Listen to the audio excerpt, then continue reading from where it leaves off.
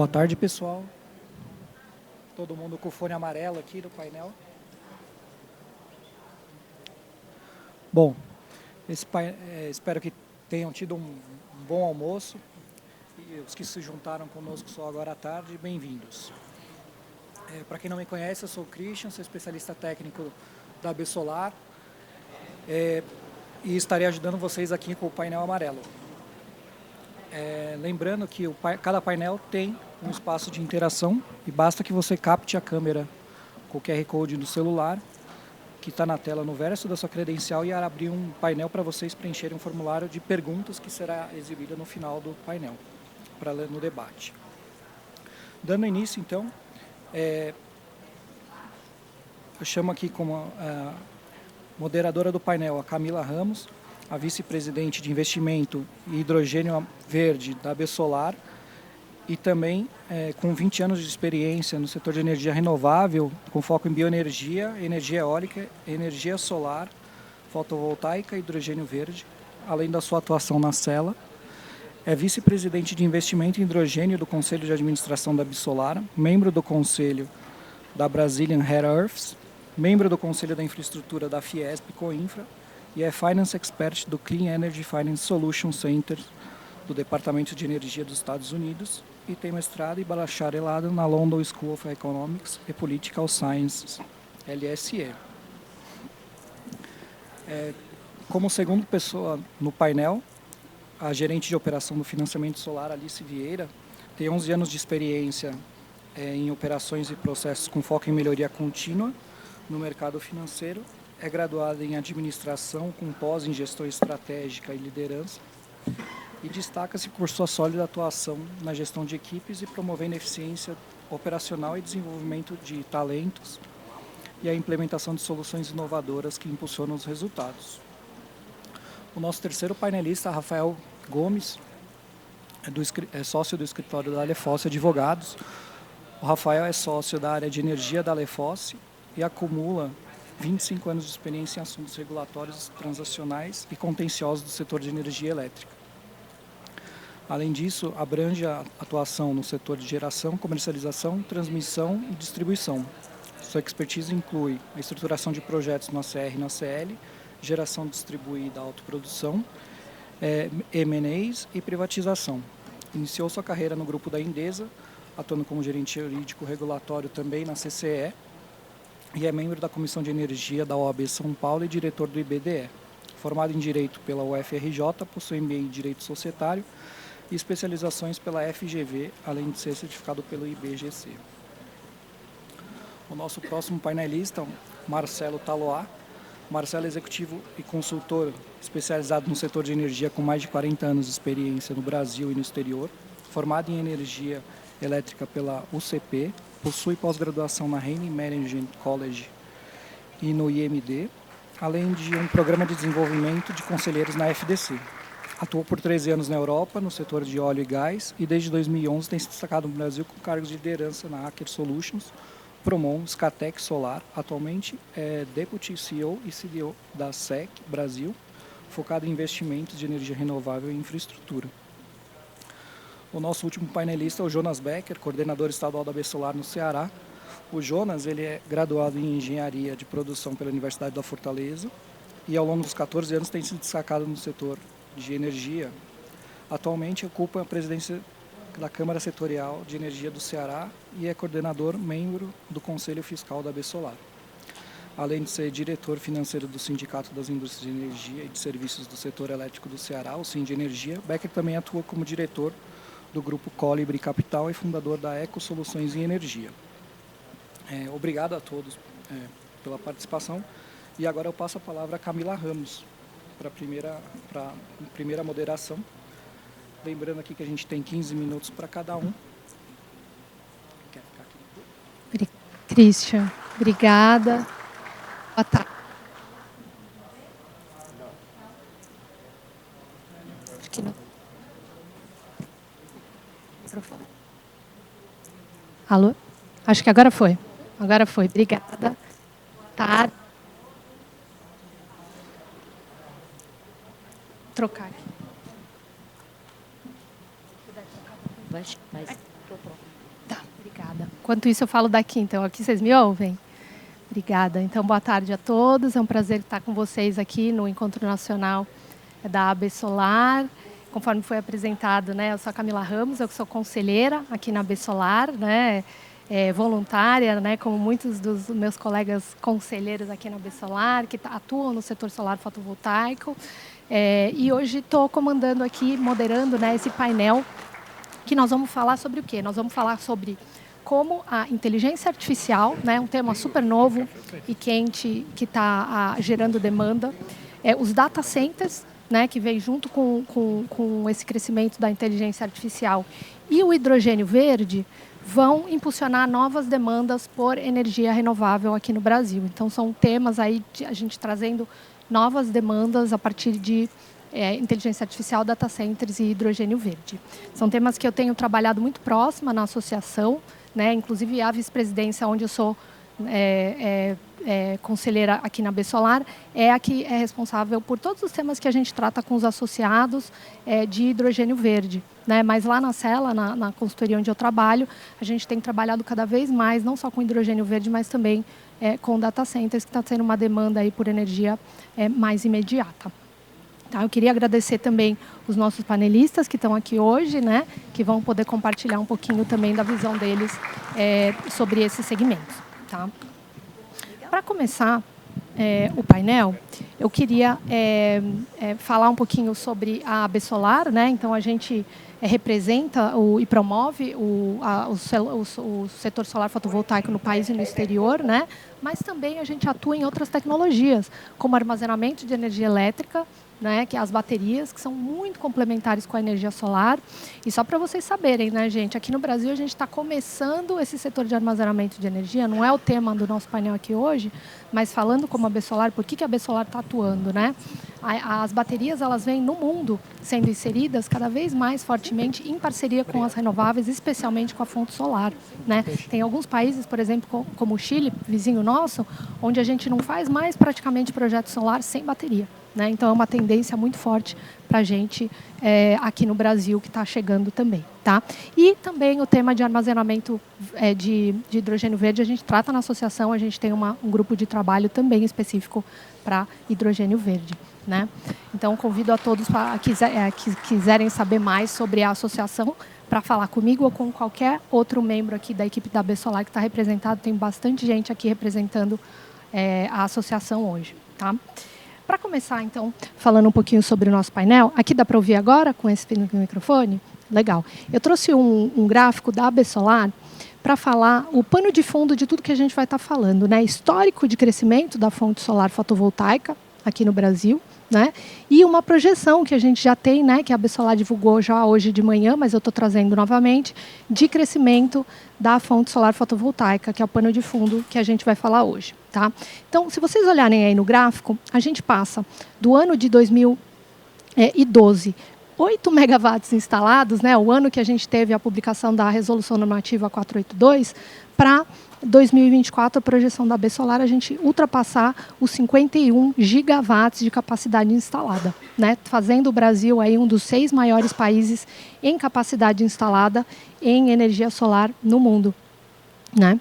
Esse crescimento ele tem sido puxado aí muito forte pela geração distribuída, então a gente vai ter aqui a Alice representando o setor de GD, né, falando sobre financiamento para a geração distribuída. Tem sido a geração distribuída o grande vetor de crescimento, puxando o crescimento da energia solar fotovoltaica.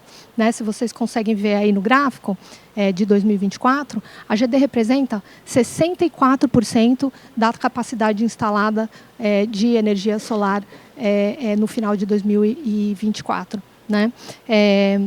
E deve atingir aí ultrapassar os 34 gigawatts só de geração distribuída solar instalada nesse ano.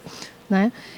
A geração centralizada, como vocês podem ver, também está crescendo bastante de uma forma forte, também, apesar de não ser a principal, né, segmento de crescimento. Então, 17 gigawatts de capacidade instalada no ano de 2024, a gente vai atingir aí de geração centralizada. E vocês podem ver aqui também, né, que desde 2022 a de 23, a participação da geração centralizada, apesar de menor do que da geração distribuída, ela está crescendo, né? A gente passa de 29% para 30% em 23, a projeção da AB Solar é que em 24 a geração centralizada atinja 33%, e no ano que vem a projeção da AB Solar é que a geração centralizada represente 34%. E aqui, né, a geração centralizada sendo puxada pela abertura do mercado livre, né, que é um tema que a gente vai falar aqui, com novos consumidores, né, podendo migrar para o mercado livre de energia e trazendo essa nova demanda aqui para a energia solar.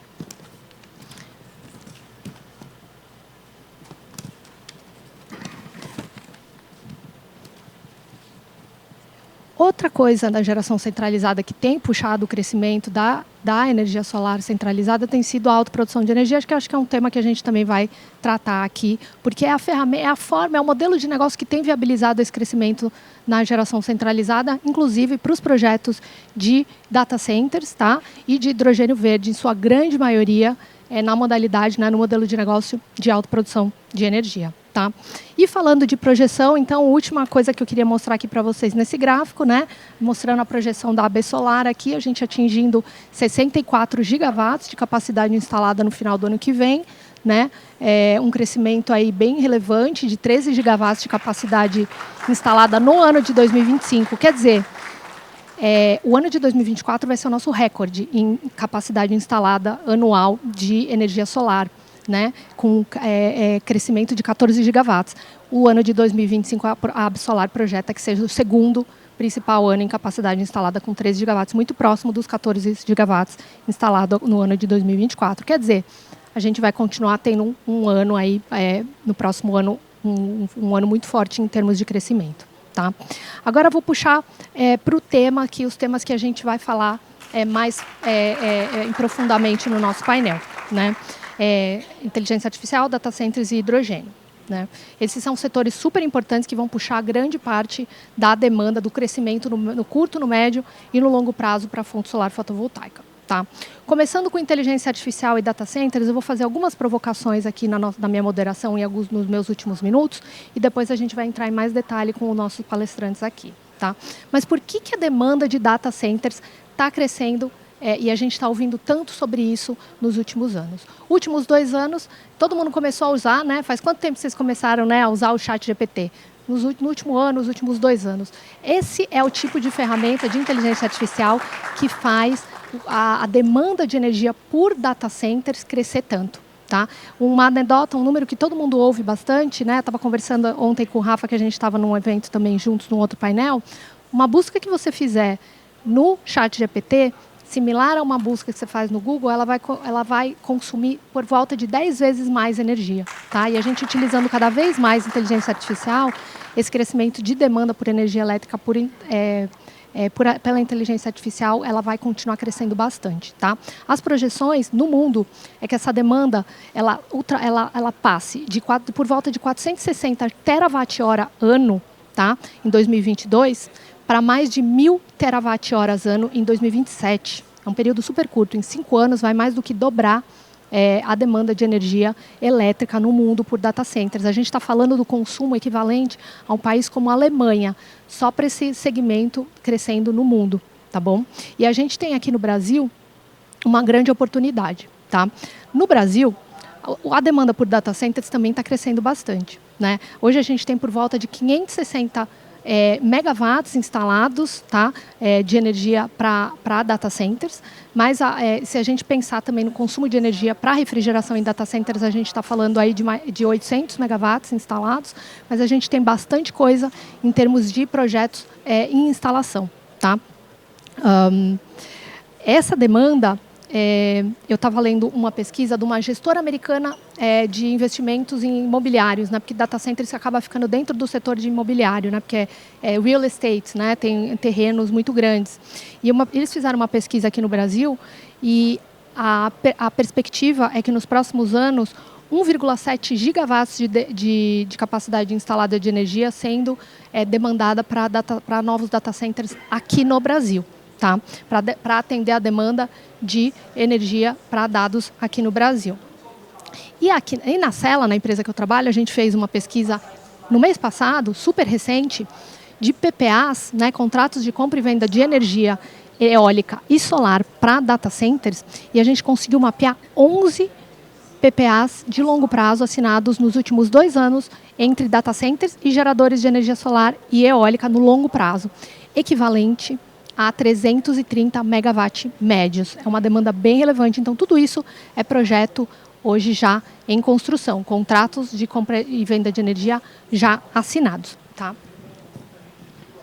Alguns takeaways importantes que eu queria falar para vocês também sobre energia solar, né, crescimento de energia solar, inteligência artificial e data centers, é que quando a gente for pensar nesse crescimento todo, não existe inteligência artificial, que é uma das grandes megatendências no planeta, não existe inteligência artificial sem energia. Hoje, gente, o gargalo para o crescimento da inteligência artificial no mundo está sendo energia. Não se consegue construir no mundo projetos de geração de energia para atender toda a demanda que a inteligência artificial está tendo. Tá? Então, eu estou falando, 1/3 disso é nos Estados Unidos. Tá? 1/3 dos data centers do mundo estão nos Estados Unidos. Eles não estão conseguindo atender toda essa demanda. Então, a gente tem uma grande oportunidade aqui no Brasil para atender parte dessa demanda, porque a gente tem o quê? Energia renovável disponível para construção, abundante, competitiva e renovável. As Big Techs, que são as clientes finais dos data centers, elas têm metas de redução de emissão e elas têm metas ESG. Essa energia ela tem que ser renovável e limpa. Ela vai ser energia solar, ela vai ser energia eólica, ela vai ser hidrelétrica. Tá bom? Aqui no Brasil, a gente tem o potencial de atender não a demanda só para a inteligência artificial que a gente vai usar aqui no Brasil, mas no mundo também, potencialmente. Porque tem uma parte da inteligência artificial, né, que é o que eles chamam de treinamento de inteligência artificial, que ela não tem que estar próxima do consumo da energia, né? Não tem que estar próxima do consumidor final daquela inteligência artificial, ela pode estar num local mais afastado. Então, se a gente produz uma energia renovável competitiva e barata, a gente consegue trazer data centers para o Brasil para atender demanda de inteligência artificial em outros países também. Mas a gente vai ter que fazer uma lição de casa aqui no Brasil, né, para conseguir ter não só disponibilidade de energia renovável competitiva, mas também arcabouço regulatório, tem uma questão de soberania de dados, que é importante, tem uma questão de imposto de importação, uma questão bastante forte tributária, né, Rafa, da questão de equipamentos, das GPUs para esses data centers, que aqui no Brasil a gente precisa ser mais competitivo. Tá? E, finalmente, sobre inteligência artificial, eu falei bastante de energia para inteligência artificial, né, que a gente vai ter uma demanda muito grande. Mas tem um tema também que eu acho super legal a gente ter mapeado, que é a inteligência artificial para a energia. Que é o quê? A inteligência artificial, as ferramentas que a inteligência artificial, e eu acho que o Marcelo vai tratar um pouquinho aqui também, das ferramentas que a inteligência artificial traz para otimizar o nosso setor energético, que ele traz para otimizar os nossos grids, né, as nossas redes. Então, são muitas ferramentas também que a inteligência artificial vai trazer em eficiência energética no futuro para o setor energético. Então, essa intersecção de energia com inteligência artificial é muito forte. Tá? Então, para a gente poder entender, né, a mensagem que eu queria passar aqui para vocês, né, se ficasse para vocês aqui desse tema para a gente poder entender o futuro da energia no mundo e no Brasil, a gente precisa entender o que está acontecendo e o que vai acontecer na inteligência artificial também, tá? Muito importante. Falando sobre hidrogênio verde, muito rapidinho para fechar minha fala aqui, que também faz parte do nosso painel. Por que esse interesse todo em hidrogênio verde? Né? O hidrogênio verde ele traz o potencial, uma molécula que traz o potencial de descarbonizar setores que a gente fala de difícil descarbonização. Né? Setores onde a gente não consegue eletrificar, por exemplo. Né? Porque tudo que puder ser eletrificado de forma competitiva será. Mas o que não pode, precisa ter alternativa para a gente descarbonizar. Né? E acho que a gente vai falar um pouquinho aqui mais nesse painel. Exemplos, fertilizante. Né? Brasil, grande potência do agronegócio no mundo, a gente importa, sei lá, 90% do nosso fertilizante. Ele é fóssil e ele é importado.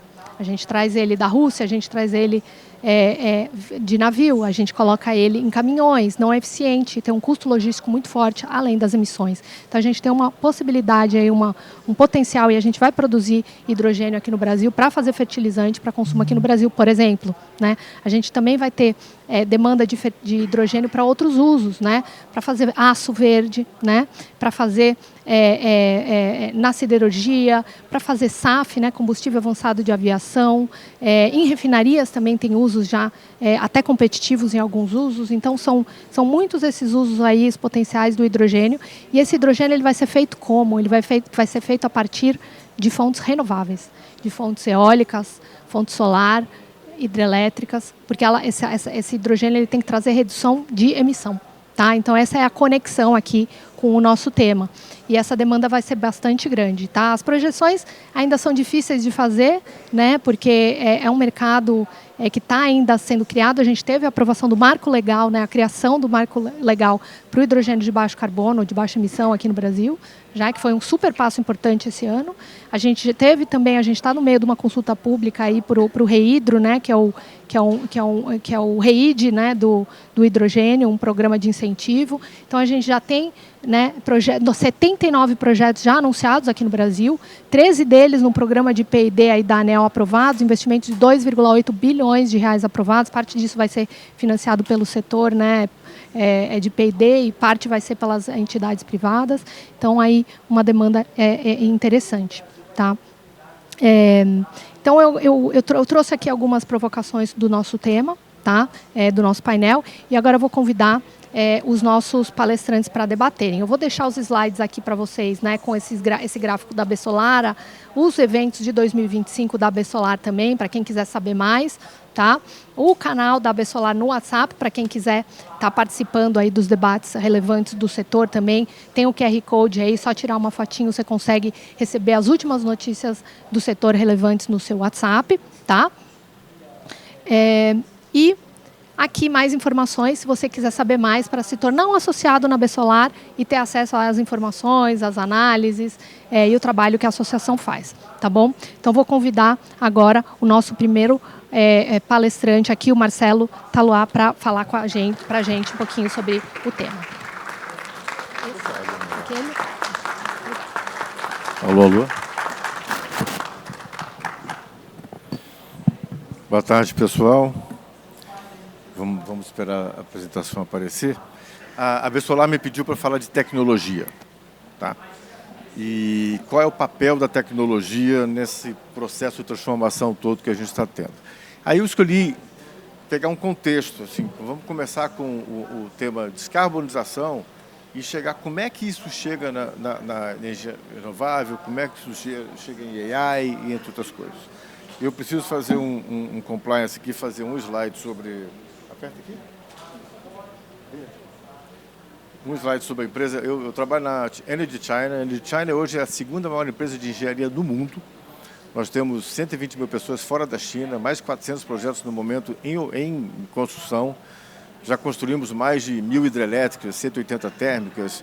O maior projeto de BESS do mundo, a gente está começando a fazer na Filipinas agora, são 3,4 gigawatts pico de instalação, com 4 horas por dia. Terminamos vários projetos no Uzbequistão agora de 2,2 megawatt. São projetos muito grandes. Tem algumas fotos para mostrar daqui a pouco. Mas no Brasil, o nosso foco é energia e água. Tá? E a gente está no Brasil já há alguns anos e hoje em São Paulo nós tratamos 6.000 litros de água por segundo que são injetados no grid da cidade de São Paulo. Mais ou menos 8% do que é consumido em São Paulo. Nós temos uma planta nossa e um contrato com a Sabesp de operação de 30 anos. E o nosso foco no Brasil agora é desenvolver a parte de energia, muito focado em projetos greenfield renováveis, muito grande na parte de hidrogênio, BESS e entre outras coisas. No momento, nós estamos construindo 12 plantas de hidrogênio no mundo hoje. Tá? E a gente tem um projeto em desenvolvimento no Brasil com a Petrobras, que eu não posso falar muito sobre isso, mas é uma parceria muito grande, um projeto muito grande a longo prazo com a empresa no Brasil. Então, vamos lá. Eu vou começar a falar de descarbonização, porque hoje, ok, a gente tem fome na África, tem guerra na Ucrânia, mas não tem nenhum assunto tão importante que a gente tem que prestar atenção nas nossas vidas do que a descarbonização. Se a gente não atuar isso ao longo dos próximos 50 anos, as nossas outras gerações talvez não tenham o que comer, aonde viver e coisas desse tipo. Então, hoje, essa é a tarefa mais difícil do mundo. E todo mundo aqui tem um papel nessa tarefa, para resolver isso. E nesse pathway, nesse caminho de sair do gray até o green, né, sair do que é gerado cinza até o verde, a gente tem questões regulatórias, questões de indústria, desenvolvimento, financiamento, etc. Mas tem uma coisa muito importante, que é a demanda. É a nossa demanda de sobrevivência, de estar num ambiente daqui a 50 anos mais sustentável. E, pessoal, demanda é a coisa mais importante que existe no mundo. Não adianta a gente ter 300 gigawatts pico de oferta de plantas prontas para serem construídas no Brasil, se não tem demanda de energia. Então, a gente tem que começar a trabalhar em demanda. E hoje, como ser humano, eu quero trabalhar nos próximos 30 anos da minha vida ajudando que a gente tenha um ambiente mais sustentável. Então, saindo da descarbonização, qual é o nosso papel, né, para ajudar nesse processo de demanda, nessa demanda da transição de onde a gente está hoje para um ambiente mais descarbonizado. Então, tem várias tecnologias que nós conhecemos, muitas delas, né, estão muito já implementadas, hidro no Brasil, solar, wind, CSP, que é o Concentrated Solar Power, biofuels no Brasil com etanol. O Brasil, eu estava lendo ontem à noite, o Brasil é o segundo maior produtor de etanol do mundo. Então, a gente em biofuels tem um poder monstruoso. E tem coisas novas que não são tão aplicáveis ao Brasil, como geotérmica, por exemplo. 0,4% da energia do mundo de geração vem de geotérmica. Em países como Irlanda, Noruega, é importantíssimo isso. Substitui você gastar energia para esquentar água no país. Isso são processos de descarbonização. A parte de wave, que é geração por ondas, em ilhas na Indonésia, existem muitas tecnologias bem implementadas e sendo implementadas nesse processo geral de descarbonização. E para a gente, principalmente pelo ambiente da solar, solar é importante, hidrogênio é importante, e eu vou falar um pouquinho mais em detalhes sobre esses dois pontos. Bom, eu deixei Energy Storage, a parte de storage ainda como que para a gente, na Energy China, storage, armazenamento, é algo já implementável, não é algo novo. Tá?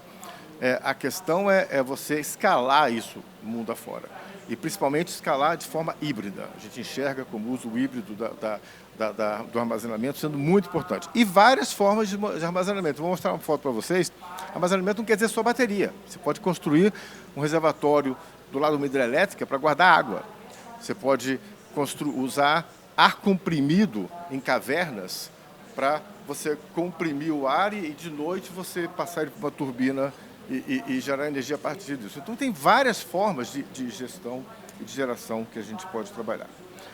Mas tem duas críticas que hoje em dia a gente está trabalhando e olhando com muito carinho. A primeira é o hidrogênio. Né? O hidrogênio verde, ele tem um impacto enorme nas nossas vidas, e principalmente no ciclo da economia. Ele é reciclável, ele é substituído, ele substitui combustíveis fósseis. A gente precisa de muita energia solar renovável elétrica para a sua geração. No Brasil, a gente tem um poder de implementação de uma planta de hidrogênio diferente de outros países, porque a gente tem um grid muito forte. A gente tem um grid hoje com mais de 60%, né, que é o E5, né, o E5, de característica renovável. Hoje, quando a gente consegue confirmar que o nosso grid ele é clean, ele é limpo. Né? Bom, o hidrogênio, a Camila comentou, tem 79 projetos hoje anunciados no Brasil, talvez 10 são fortes, alguns já estão em Final Investment Decision, e é algo transformador no nosso ambiente. Tá? Eu podia falar horas sobre isso, mas vou limitar aqui a dizer que o conceito sustentável do desenvolvimento do hidrogênio é uma das formas mais limpas e eficientes que a gente vai enxergar na transição energética nos próximos anos. Tá? Bom, e aí como é que a gente fala do AI na energia? A Camila comentou da demanda de energia para data centers. Tá? Eu vou falar um pouco da aplicação do AI na geração de energia. Pessoal de OEM, não sei se tem alguém de OEM aqui. Eu me deparei recentemente, numa viagem à China, um projeto de 1 gigawatt pico solar. Tá? E você tem que planejar 365 dias de manutenção preventiva naquela planta. Vocês imaginam o que a gente faz numa planta de pequenininha GD? É igual que você faz numa planta de 1 gigawatt. Você tem que cortar grama, você tem que checar fusível, tem que olhar stringer box, tem que olhar motor, tem que lubrificar, papapá. Como é que você organiza esse trabalho? O que vem primeiro? Quantas equipes eu preciso ter? O que eu faço de noite? O que eu faço de dia? Um projeto de GD de 5 mega é mais fácil de você fazer isso. Você imagina um processo de uma planta de 1 gigawatt, 2.4, como é que você organiza isso? Eu vi um software, um algoritmo, AI, que organiza e diz exatamente, e diz quantas pessoas você precisa, quantas vão trabalhar, o que fazer durante 365 dias para a gestão daquela planta. Sem uma pessoa precisar dar o seu input. Essa é a beleza do AI que a gente está usando. Nessa própria planta, o AI eles usam para estudar o passado climático, né? E a partir daquele background climático, para fazer uma previsão de qual vai ser a geração futura. E a partir disso, fazer os balanços energéticos da planta. A outra coisa que eles usam, a gente tem mania de, quando faz um modelo financeiro com uma planta, vão ter 0,5% de degradação durante 20 anos. Né? Você tem uma planta que tem operação em 1, 2, 3 anos, você já sabe como é que é o perfil de degradação da planta. Você consegue prever o futuro de uma maneira muito mais acura, usando algoritmos de AI. E aí tem um monte de coisa, eu não tenho muito tempo para falar, tem um monte de coisas que a gente pode usar o AI no processo de gestão de eficiência, de gestão de energia de uma maneira mais eficaz, para criar descarbonização e para criar para a gente um impacto econômico nesse mundo de energia, de geração que a gente está. Eu vou botar aqui algumas fotos para vocês verem. A gente construiu a Três Gargantas, a maior hidrelétrica do mundo. Do lado direito ali, aqui, a gente fez alguns parques desses na Inglaterra agora. 90 mega médio só de bateria, não é muita coisa. Mas o interessante é que ela parte 3 vezes ao dia, 2 horas cada vez. Tá? Então, é um BESS do lado da subestação. A subestação está ali. Tá? Ela não é para peak shaving. Ela é para, naquela região, apoiar demandas específicas que aquele ambiente tem. A gente faz muito projeto do wind offshore. Essa planta aqui embaixo eu adoro mostrar, porque é uma cidade de 2 milhões de habitantes na China, onde todo o lixo é reciclável. A partir do lixo, gera plástico, adubo, energia, tudo, não tem, é 100% reciclável. Hã? Ah, tá. Nós estamos fazendo um projeto de uma estação de lixo reciclável em Barueri, aqui em São Paulo. Obviamente, escala menor, mas é o mesmo tipo de coisa. Esse projeto renovável em Dubai tem uma planta de CSP, de concentração solar. Não sei se vocês conhecem essa tecnologia. Você usa espelhos para jogar o raio solar num ponto, onde você esquenta tanto aquilo, a água passa por uma tubulação, vira vapor e você impulsiona uma turbina a vapor. Essa é uma tecnologia para países, obviamente, mais quentes. No Chile tem, e no Brasil tem oportunidade de fazer isso. Aí a gente está olhando isso. E aqui é um exemplo de tanque, né? De você ter, do lado de uma hidrelétrica, você criar, você tem energia sobrando, então usa a bomba para encher uma outra hidrelétrica para virar um storage abaixo de água. Bom, algumas mensagens, então, a transformação que a descarbonização vai acontecer na nossa vida depende da gente. A gente tem um papel muito grande de fazer isso. E isso vai gerar muita oportunidade no mercado de energia, no mercado de renováveis, e a gente tem que estar muito atento para essas tecnologias. Todo mundo aqui tem um papel, pequeno que seja, mas todo mundo tem um papel a fazer nesse processo. A Besolar, ela é um patronal de único valor no Brasil. Ela entende do renovável, ela entende de país, ela entende de institucional, de governo, e ela representa a gente, e bem. Então, vamos usar a água solar, vamos participar da água solar, porque isso é um fato único em alguns países. Eu rodo o mundo todo e é muito difícil. Você vai em alguns lugares que não tem patronal, não tem uma associação como essa. Ou tem 30 associações que representam interesses muito específicos. Aqui não, aqui a gente tem, tem mais de 3 mil pessoas aqui hoje trabalhando nisso. A gente trabalha em tudo que você imagina da engenharia e estamos aqui no Brasil à disposição para ajudar vocês. Tá? Muito obrigado. Foi ótimo. Obrigada, Marcelo. Então, a gente, comecei fazendo um panorama aí dessas novas demandas. O Marcelo tocou aqui para a gente super interessante nos temas aí de inteligência artificial e de hidrogênio e outras tecnologias para descarbonização, conectando aí esse tema. Tá? Agora, eu queria convidar, por favor, o Rafael do Lefosse para falar um pouquinho com a visão do escritório de advocacia que trabalha com todas essas tecnologias, o que vocês têm, o que os clientes têm pedido, quais os temas que vocês estão vendo aí mais importantes nesses setores.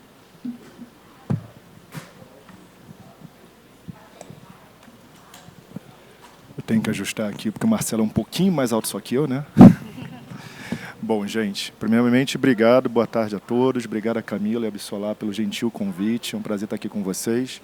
Eu tenho 2 desafios gigantes hoje aqui. O primeiro é falar depois da Camila e do Marcelo, que já é um baita desafio. O segundo é um advogado falar sobre autoprodução, sobre hidrogênio, sobre a data center em 15 minutos. Eu vou me esforçar ao máximo, tá?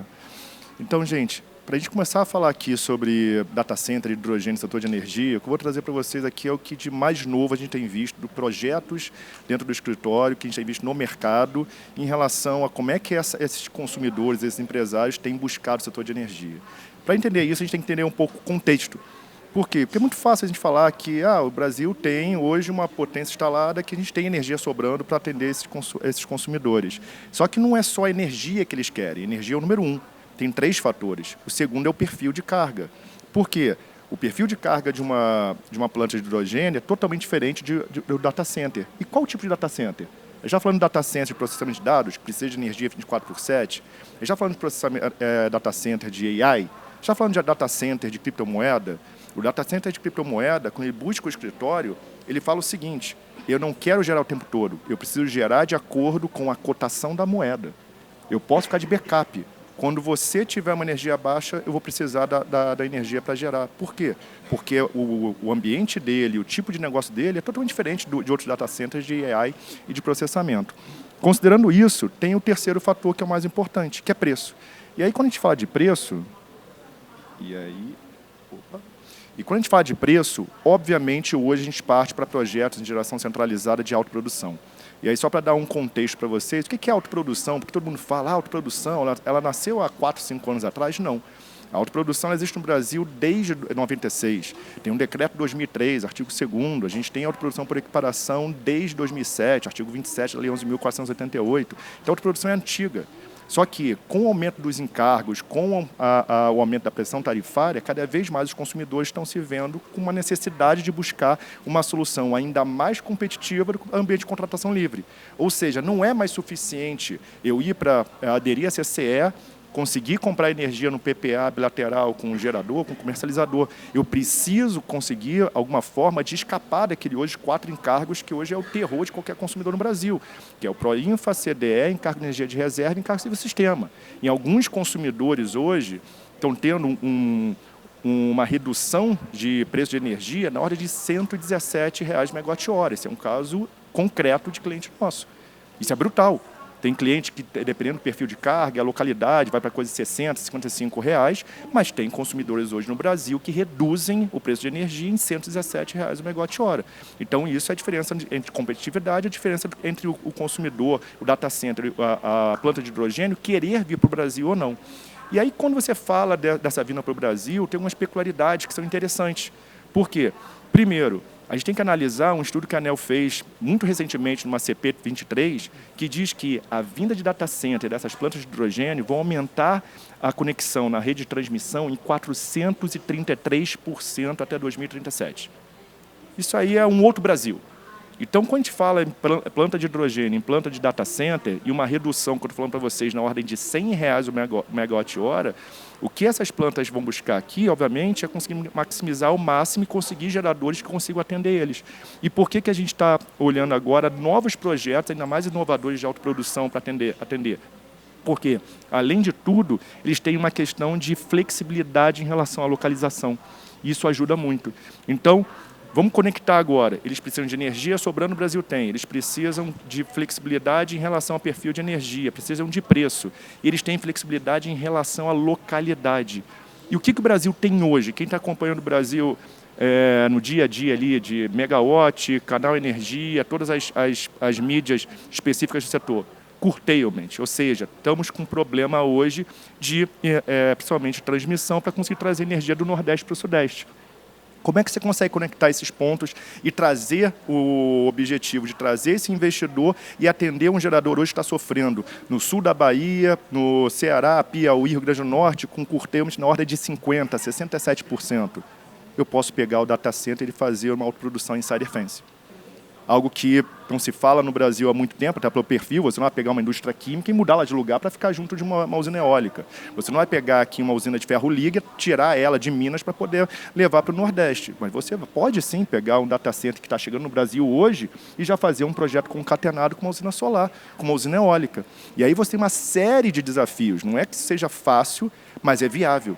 E é viável o que está acontecendo. A gente já está implementando projetos desse tipo. Inclusive, no estudo que a Camila fez desses PPAs, alguns deles já são PPAs atrelados à autoprodução e atrelados a projetos que estão sendo feitos em Inside Fence. E como é que tem que analisar em relação a isso? Uma série de desafios por parte do consumidor. Por quê? Porque o empreendedor de data center é uma questão muito interessante de resfriamento. A questão toda de manutenção e operação da própria unidade de data center. Então, você construir isso no Nordeste, onde tem um calor bem tranquilo, obviamente tem desafios adicionais. Você tem que melhorar a tecnologia, você tem que analisar o custo adicional que você vai ter de OEM para manter uma planta dessa lá no Nordeste. Por outro lado, o gerador, ele tem uma série de desafios locacionais. Hoje, o gerador, para poder colocar uma planta de hidrogênio, ou seja, uma planta de data center dentro da sua usina, tem que pensar numa questão muito interessante, a garantia física do empreendimento. Para quem trabalha com a parte de comercialização de energia, não é só eu tenho uma planta que tem uma garantia física de 200 megas, coloco um data center de 40 e vou viver feliz. Não. Essa planta de 40 megas eu vou deixar de exportar energia para a rede e isso vai impactar no meu cálculo de garantia física. Então, o projeto data center, quando você fala de insider fence, a primeira coisa que você tem que pensar é: vale a pena que seja um projeto de curta duração? Vale a pena eu fazer um projeto de 5 anos para poder implementar uma autoprodução em fence? Pelas contas, em regra, não. Então, o que você pensa são projetos de média e longa duração. Para quê? Para que você tenha a outorga e a garantia física do gerador preservada. Por outro lado, você tem um consumidor que, se ele é um consumidor, como eu falei, de ativos virtuais, de uma criptomoeda, ele consegue fazer uma autoprodução insider fence e sobreviver e conseguir viver muito bem com as sazonalidades, com o vale de geração de uma eólica. Agora, e se for um data center de processamento de dados? E se for um data center de AI? Ele não vai poder fazer autoprodução insider fence? Pode. Só que aí você tem que pensar que ele vai ter que ter conectado na rede também. E aí a gente tem que observar que tem um decreto no Brasil que a própria ANEEL não gosta dele, né? A gente já conversou até com pessoas da ANEEL que já confessaram que o decreto 5597 ele realmente é quase esquizofrênico. Quem já parou para ler, hoje, para vocês terem ideia, é mais fácil um gerador conectar na rede de transmissão do que um consumidor. O decreto 5597 ele criou ali quase um labirinto para o consumidor para conseguir conectar na rede de transmissão. Ele tem que ir no Ministério, conseguir uma portaria, vai no ONS, depois volta para a ANEEL, vai no ONS para assinar o custo. Então, é um caminho quase infinito que traz dificuldade para o investidor. E é um caminho que ele é burocrático, ele não traz segurança jurídica nenhuma. Então, mas ele tem que enfrentar esse caminho. Então, se eu sou um data center de processamento de dados, se eu sou um data center de AI, eu tenho que analisar os caminhos do decreto para poder estar conectado na rede e ter meu custo. Por que eu tenho que ter o custo, Rafael? Simplesmente porque, Se eu preciso de energia flat, se eu não posso ficar nas intercorrências da geração, da usina a qual estou conectado, eu preciso, na hora que tiver um vale de geração, na hora que tiver uma parada da usina programada ou não programada, eu tenho que receber energia da rede. Então, eu tenho que tomar esses cuidados. Então, o projeto de autoprodução em Insider Fence, ele é muito benéfico, ele traz uma nova dimensão para os projetos que estão acontecendo hoje, ainda mais pela proporção e tamanho deles, mas tem uma série de cuidados que têm que ser analisados.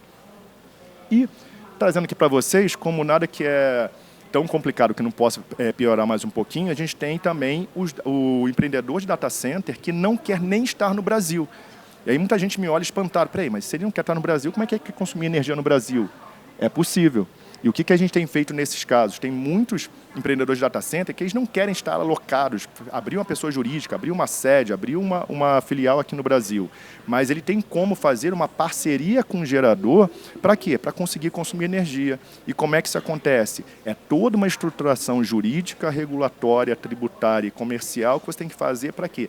Trazer esses equipamentos para o Brasil por meio de uma importação temporária de equipamentos que tem benefício fiscal. Para quê? Para que o gerador possa assumir esses equipamentos, fazer a operação, fazer a autoprodução Insider Fence ou uma autoprodução remota e conseguir passar para esse empreendedor a energia que ele quer. Mas você não pode, obviamente, pegar essa energia aqui e jogar para fora. O que você vai fazer é alimentar de energia elétrica essa planta de data center que está aqui no Brasil, e o que você vai exportar vai ser os dados que o data center produz. Então, basicamente, o gerador ele vai ser remunerado pela infraestrutura, pela imobiliário que ele disponibilizou para o data center, pela energia elétrica, e, eventualmente, já tem hoje geradores no Brasil, vendo que isso é uma oportunidade tão interessante, que estão oferecendo já estão contratando, já estão se especializando a fornecer toda a parte de segurança, parte de resfriamento, para poder realmente não fornecer só energia, fornecer toda a parte de infra e passar os dados para esse investidor que não quer vir para o Brasil. Ou seja, a gente tem como se tornar hoje um hub quando a gente fala aqui de data center e hidrogênio verde. Só que tem uma série de questões que a gente tem que analisar. A gente sabe que tem muitos data centers que já estão no Brasil e muitos data centers que às vezes não têm essa flexibilidade. Aí, o que a gente tem de desafios hoje? Uma série. Primeiro, a gente tem muitos especuladores hoje pedindo portarias no Ministério para poder fazer conexão no sistema. Então, o que acontece? Hoje, quando a ANEEL e o Ministério batem uma foto na nossa rede de transmissão, nossa rede básica, praticamente está acabando espaço. Mas está acabando espaço não pelos empreendedores que querem vir no Brasil, investir e realmente construir seus data centers e suas unidades de hidrogênio. É porque muita gente está vendo essa oportunidade falando assim, poxa, se eu pegar um pedacinho aqui da rede, depois eu posso vender essa portaria aqui muito cara. Isso aqui quebra todo o planejamento. É o que aconteceu com a geração há 2 anos atrás. A resolução 1069 da ANEEL aconteceu justamente porque a gente tinha 200 gigas de outorgas emitidas e que a ANEEL sabia que aquilo não ia ser construído. Foi a corrida das outorgas que foram emitidas até 2 de março de 2022. E agora a gente está com o mesmo problema, um problema parecido, e se a ANEEL não fizer alguma coisa, vai ficar um problema igual em relação também às portarias de conexão na rede.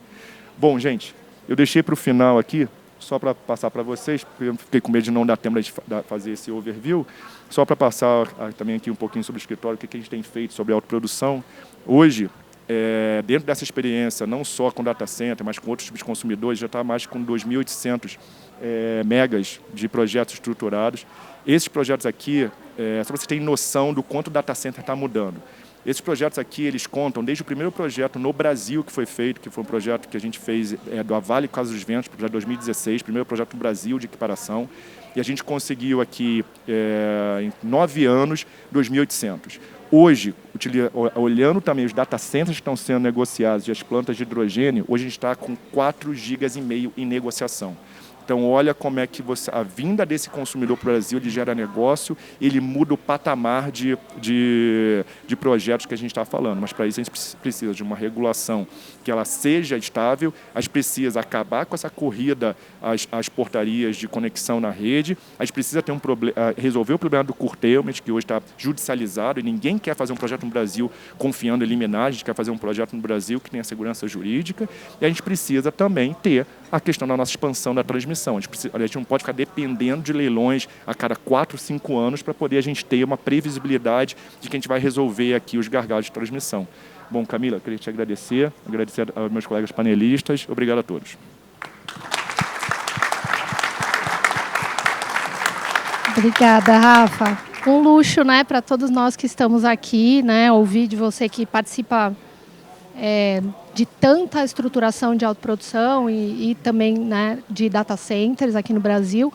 Eu que trabalho bastante nisso, aprendi um monte hoje, né, até eu aprendendo aqui, então uma palestra assim bem densa, você conseguiu realmente usar os 15 minutos muito bem, então obrigada. Vou ter depois várias perguntas para você também, com base no que você trouxe aqui.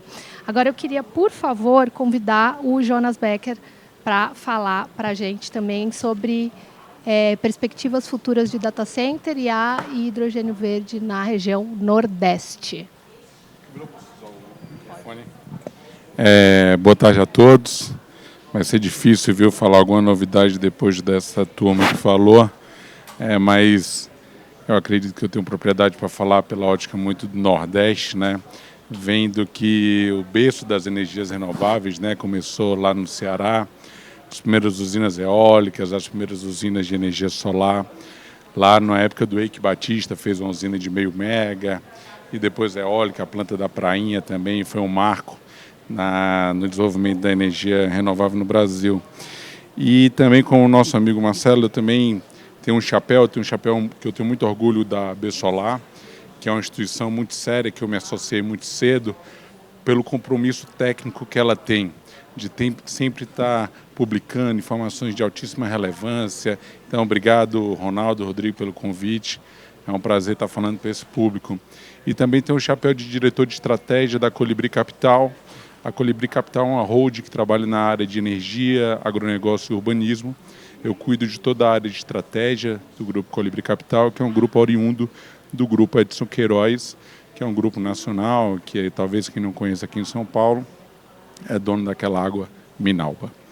E aqui eu vou falar um pouco, pessoal. Minha fala sempre é muito provocadora, no sentido em relação às oportunidades e os desafios.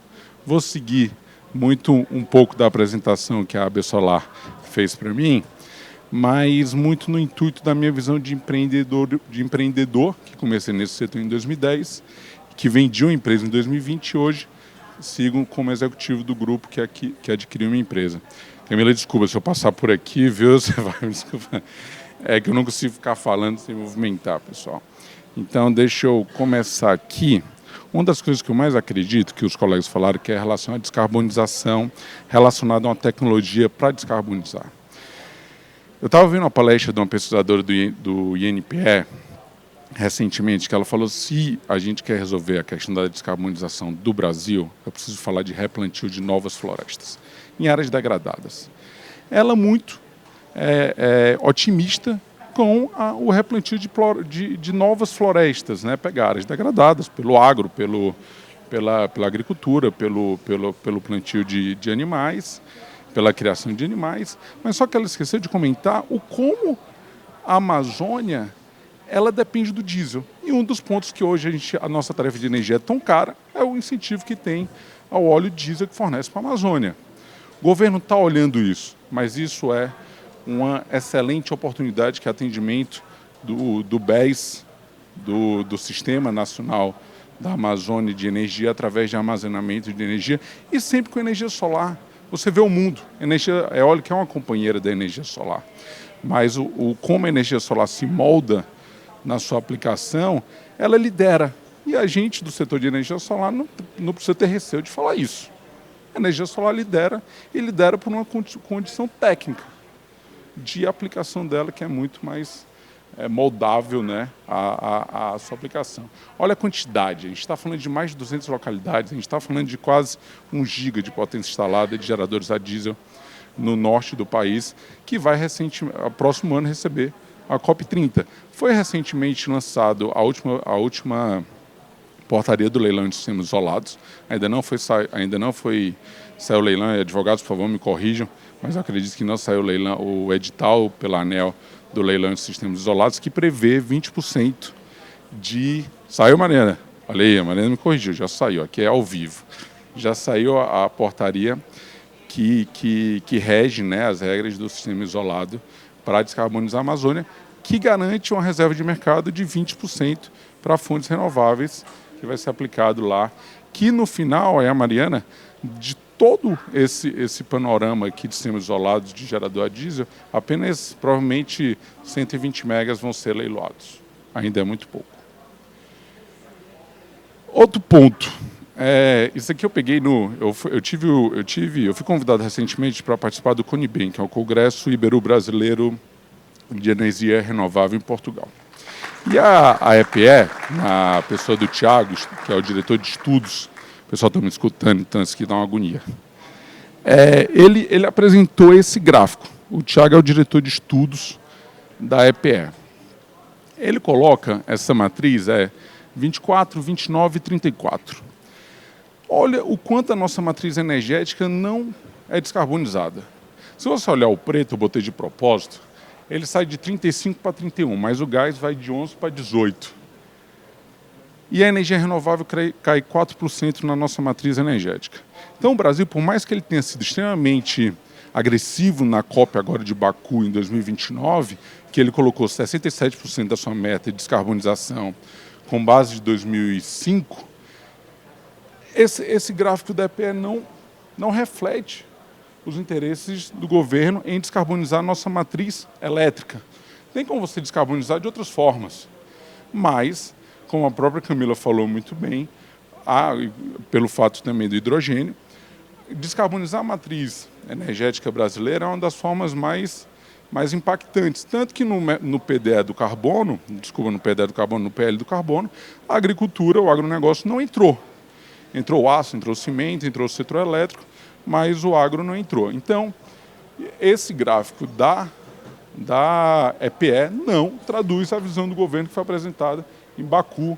Então, assim, tem muito que ser provocado para que realmente a descarbonização do planeta ocorra. E tem outras coisas mais científicas que eu também vou respeitar o tempo com meus colegas, não vou poder discorrer aqui com vocês. Mas esse aqui é uma evidência de como o governo está prevendo a nossa matriz energética nos próximos anos. É excelente essa informação do governo. É uma visão conservadora, porque o governo tem como da sua natureza ser conservador quando fala de investimentos, mas em energia elétrica, somente renovável, pessoal, a gente está falando de 600 bi de investimento em 10 anos. Tenho certeza que falar para esse público aqui em São Paulo, tem muito fundo de investimento, private equity, aqui vendo esses números e buscando projeto. Mas quando você vê a área de óleo e gás, você está falando de 2.500 bilhões, né? 2,5 trilhões de investimentos em 2010. Em 10 anos. Esse número, para mim, ele é um número que reflete muita coisa. Mas quando eu olho diretamente para o Nordeste, tem desafios que a gente precisa vencer para ganhar isso. Nosso colega da Lefos falou muito bem a questão da linha de transmissão, de curtênio, vou falar um pouco mais na frente, mas é muito recurso que vai ser investido, muito dele para o Nordeste brasileiro. Então a Colibri está lá situada, a Bessolar, porque lá, produção de hidrogênio verde, data centers, hoje o Ceará, para quem não sabe, hoje o Ceará só perde em tráfego de dados para São Paulo. Ganha até do Rio de Janeiro, isso é uma informação que talvez alguém não sabe. A maioria dos cabos do Brasil, fora de São Paulo, chegam no Ceará. São mais de 16 cabos que vêm da Europa, da América do Norte, da África, da Ásia também. Então, e está em construção mais de 14 data centers sendo construídos. Não estou querendo dar uma de pernambucano não, mas o Ceará tem algumas coisinhas, algumas coisas mais interessantes. Algumas informações sobre data centers. Realmente, o data center é a nova fronteira de consumo de energia no país. O hidrogênio verde é um processo que vai realmente trazer para o agronegócio o processo de descarbonização, já que ele diretamente não vai entrar nas leis de custo de carbono, via PL, então ele vai se descarbonizar via defensivos agrícolas, via amônia, então, e a indústria do aço, do cimento vai usar muito essa parte do hidrogênio. Mas o data center é dado, hoje é dado, a gente está sempre conectado. E hoje, quando você utiliza o próprio ChatGPT, que a maioria das pessoas usam, a quantidade de energia que aquele dispositivo consome, quem trabalha na área de energia e percebe o consumo de energia, é nítido que aquilo é uma ferramenta sem volta e que aquilo ali consome muita energia. E que o conceito de geração distribuída, que começou lá em 2012, hoje se aplica a tudo. E você vê as necessidades do planeta se conectando. Porque você fala de não desmatar mais. Pô, se eu não vou desmatar mais, eu vou utilizar a área degradada. Quais são as áreas degradadas hoje? Áreas metropolitanas de cidade. Então, eu vou colocando ali plantas de data centers, plantas de BESS, através de energia renovável. Então, todo esse ecossistema da descarbonização voltado para a energia renovável, ele está se conectando. E isso é muito interessante de ver isso acontecendo no mundo inteiro. Ninguém está inventando a roda. Eu que tenho o privilégio de estar rodando e vendo como os outros países estão se comportando, não muda em nada. Muda desafios de logístico. O Brasil tem um desafio logístico diferente da Alemanha, diferente da Espanha, diferente da Austrália, que a Austrália tem 30 milhões de habitantes apenas de um lado de um país, que é do tamanho do Brasil. Então tem desafios. Ao mesmo tempo, a Austrália está fazendo um projeto de 80 gigas, que é 11 mil quilômetros de cabo até a China para fornecimento de energia. Então, eu sei porque eu vi lá, eu conversei com as pessoas que estão desenvolvendo esse projeto. Então, a nova fronteira de conexão do mundo vai ser a energia. Não vou, a Camila, a gente tem um prazer de ter a Camila aqui, um especialista em hidrogênio também, não vou falar muito sobre hidrogênio, eu vou falar pela ótica do Ceará. O Ceará hoje tem um projeto específico chamado Projeto da Fortescue, que esse projeto é um projeto de 1 giga que está passando por um processo complexo de conexão junto ao operador nacional na subestação de Pecém, ou seja, a infraestrutura do país hoje é um freio para o avanço dos projetos. Esse projeto está em terraplanagem. O Luiz Viga, que é o presidente até da Associação Brasileira de Hidrogênio Verde, é o presidente, aqui é o Country Manager aqui no Brasil da Fortescue, e está buscando um projeto de hidrogênio verde que são bilhões, se eu não me engano, são 12 bi de investimento. É um projeto da principal plataforma do governador Elmano. É um projeto que muda o paradigma de investimentos do Ceará e do Nordeste. Paralelo a esse, também tem o da Solatio, na Parnaíba, no Piauí, que são projetos realmente transformadores, sempre, na minha visão, pela ótica da energia renovável, que vão demandar muito fornecimento de energia. Mas todo esse ecossistema que é ligado, como a linha de transmissão, fornecimento, desenvolvimento de mão de obra, tem que estar interligado e caminhando em conjunto. Hidrogênio verde, como eu falei, descarbonização, defensiva agrícola, amônia, na minha visão, é onde o Brasil, que é o maior produtor de agronegócio do mundo, que exporta água, né? Exporta água para o mundo através de alimentos, precisa desse produto para que realmente as metas climáticas sejam atingidas e a sobrevivência seja alcançada. Aqui são alguns projetos, não vou demandar em relação a isso, outros projetos de hidrogênio. Armazenamento de energia, o Brasil ele tem esse desafio de ser um país muito grande, e eu vou criar um muro aqui do Nordeste para o Sudeste, né, onde a gente tem mais energia. Nordeste, Sudeste e Sul do país, Centro-Oeste. O Brasil ele tem um problema da curva de pato, como outros países está tendo, né? O Chile está tendo, a Austrália está tendo. Então, preciso colocar esse armazenamento e novas cargas, armazenamento de energia, para ajudar na curva, né? São uma curva de quase 40 gigas durante um pequeno espaço de tempo. Então, o armazenamento é fato. Na EPE, no estudo da EPE, ele fala que até 2034 o Brasil vai ter 1 giga de 0,8 megas de BESS. Eu acho isso uma informação extremamente equivocada. Eu diria que o Brasil vai chegar pelo menos aí a 4, 5 gigas, até, a 5 gigas de BES até 2034. Porque é necessidade. Isso, lógico, mais uma vez, chovendo molhado. Eu preciso ampliar as linhas de transmissões para que esses BES tenham a sua utilização técnica correta. Mas o Brasil tem essa necessidade técnica. O operador, a Sumara, o operador nacional, tem essa necessidade de alocar essa energia renovável aqui na barriga do pato, no horário de meio-dia até as 2 da tarde, e depois despachar ele no período aí de até as 23 horas, a utilização desse BES, né? E isso, mais uma vez, não é no Brasil, é no mundo inteiro, precisa dessa ferramenta do armazenamento de energia. E próxima sempre às subestações, né? Eu defendo que o BES ele realmente tem que ser próximo à subestação. Próxima, mais uma vez, o conceito de geração distribuída é o conceito de descarbonização, é o conceito de utilizar menos recursos. Quanto mais próximo à carga, melhor. Energia solar, você precisa de grandes áreas. É diferente, mas o BES não. O BES está no lugar do BES, tem a área das grandes usinas de GC, tem a área de grandes usinas das pequenas usinas de GD. Que desses 50 gigas que o Brasil chegou hoje, 36 gigas são em GD, 36 gigas são em GD, e desses 36 gigas, quase 60% são em residências. Assim, é impressionante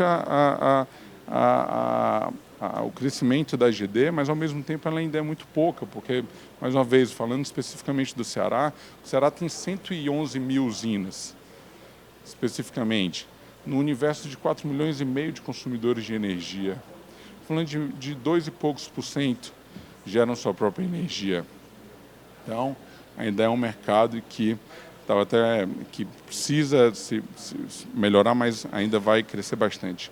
E a questão dos veículos elétricos também entra no conceito de geração distribuída. As pessoas querem carros elétricos, querem carros híbridos, querem ter o direito de não utilizar os combustíveis fósseis, porque a transição energética ela é uma parte da transição ecológica, que o que o mundo ele vive hoje é a transição ecológica. As pessoas estão aprendendo na marra, com muita qualidade de informação, a viver com o menor impacto, com a menor necessidade de recursos. Então, a eletromobilidade, gerar sua própria energia, uma agricultura mais consciente, é fundamental para que as metas climáticas, a descarbonização, que é realmente a meta, né, a descarbonização do planeta ocorra. Eu passei um pouquinho do meu tempo, mas o armazenamento de energia no Brasil carece. Se fala tanto de armazenamento, parece algo tão antigo, mas no Brasil não tem regulamentação ainda. Foi feito um leilão de reserva, mas a ANEEL não divulgou ainda nenhuma norma sobre o tema. Então é algo que está pendente, que a AB Solar lidera isso junto à ANEEL e junto ao Ministério de Minas e Energia. É um ponto que precisa ser trabalhado e a AB Solar representa a gente muito bem. Eu vou falar apenas do evento da AB Solar Meet Nordeste, que é o melhor evento de todos, fora esse que a gente está aqui, que ele acontece em Recife no mês de outubro. Esse evento é um evento bem específico da energia solar no Nordeste e é sempre muito, muito interessante. É isso, o canal da AB Solar, a Camila já falou super bem. Então, pessoal, estou à disposição e obrigado. Desculpa, eu passei um pouco do tempo, Camila. Obrigada, Jonas, por trazer a perspectiva do Nordeste, né? A área, né, como você disse, né, onde nasceu as renováveis, o berço das renováveis. Obrigada mesmo.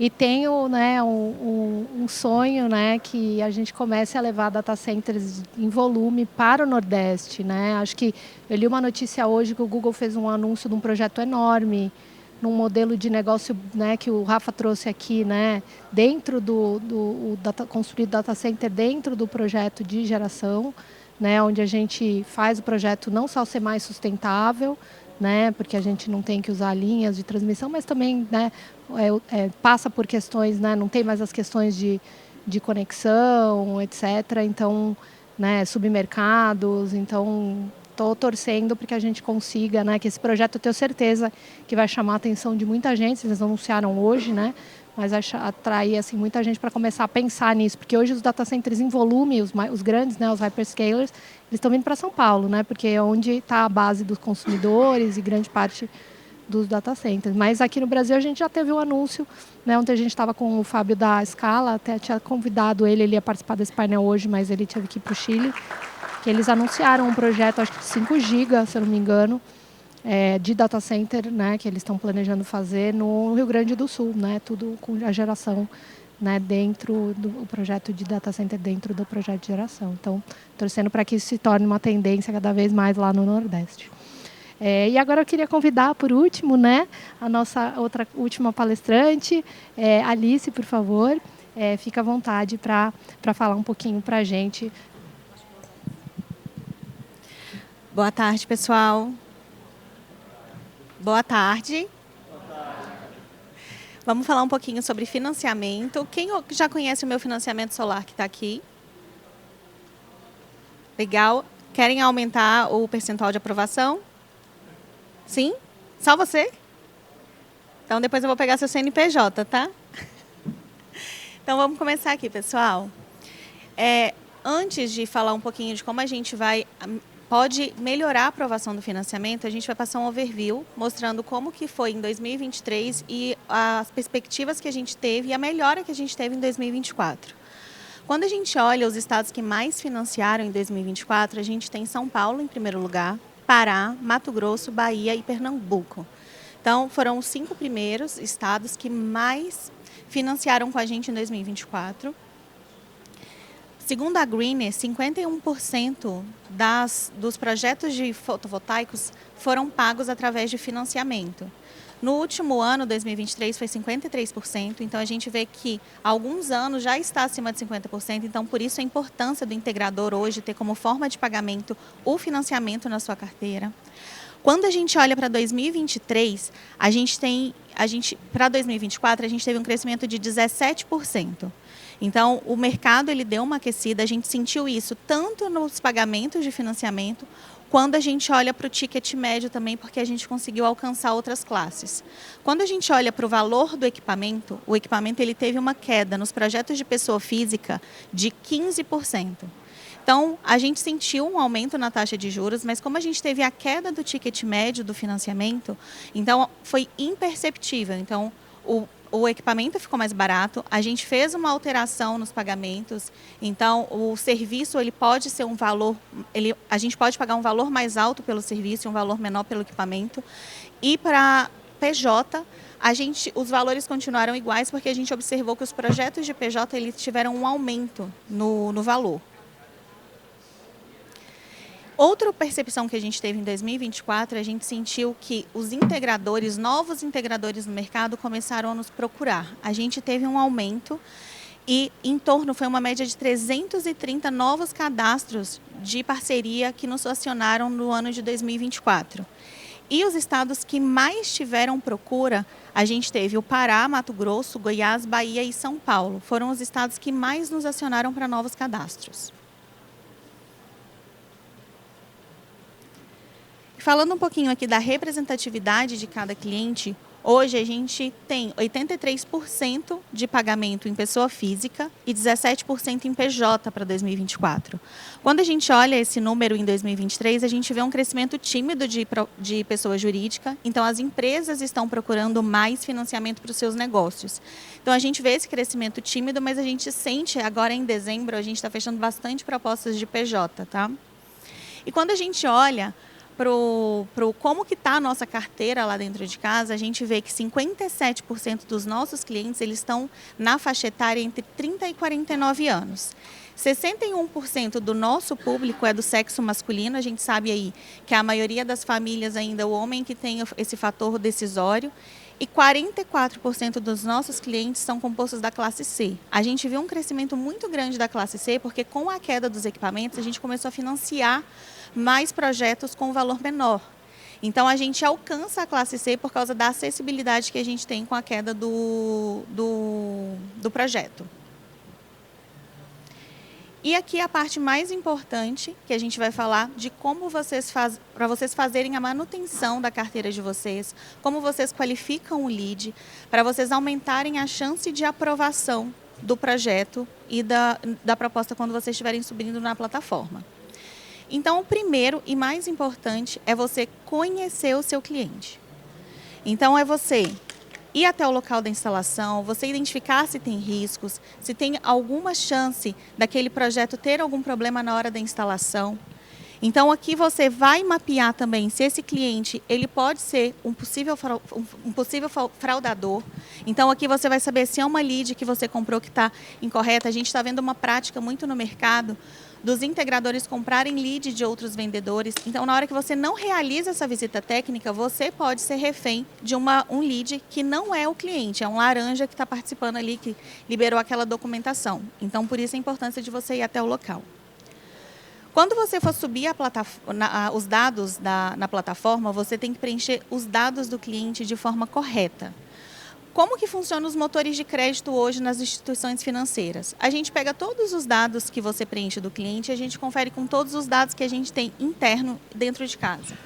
Se tiver alguma informação que diverge, você vai perdendo pontuação nessa proposta. Então, essa proposta ela pode ser recusada porque você colocou um e-mail incorreto, porque você colocou a renda do cliente incorreto, porque você colocou que o endereço do local de trabalho dele está incorreto.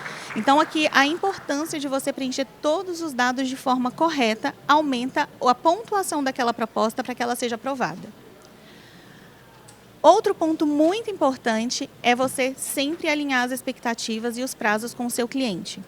Hoje, eu estou na frente da área de operações do meu financiamento solar, então eu estou ali na frente de receber reclamações, principalmente de pós-venda, onde a gente se depara com bastante reclamações de prazos que não foram atendidos, de equipamentos que não foram entregues dentro do prazo. Mas tudo quando a gente vai investigar a fundo foi porque não foi alinhado com o cliente os prazos corretos. Eles confundem muito a carência para o início do pagamento do financiamento com a entrega do projeto. Então, quando você alinha com o cliente todo o passo a passo que ele vai percorrer, desde a contratação até a entrega do projeto, faz com que a sua carteira não tenha reclamações. Que aí entra para o próximo ponto que eu vou falar, que é o rate do integrador, que a gente analisa hoje. Cada instituição financeira chama de um nome. Hoje, lá dentro do meu financiamento solar e no BV, a gente chama de rate do integrador. O que é esse rate, Alice?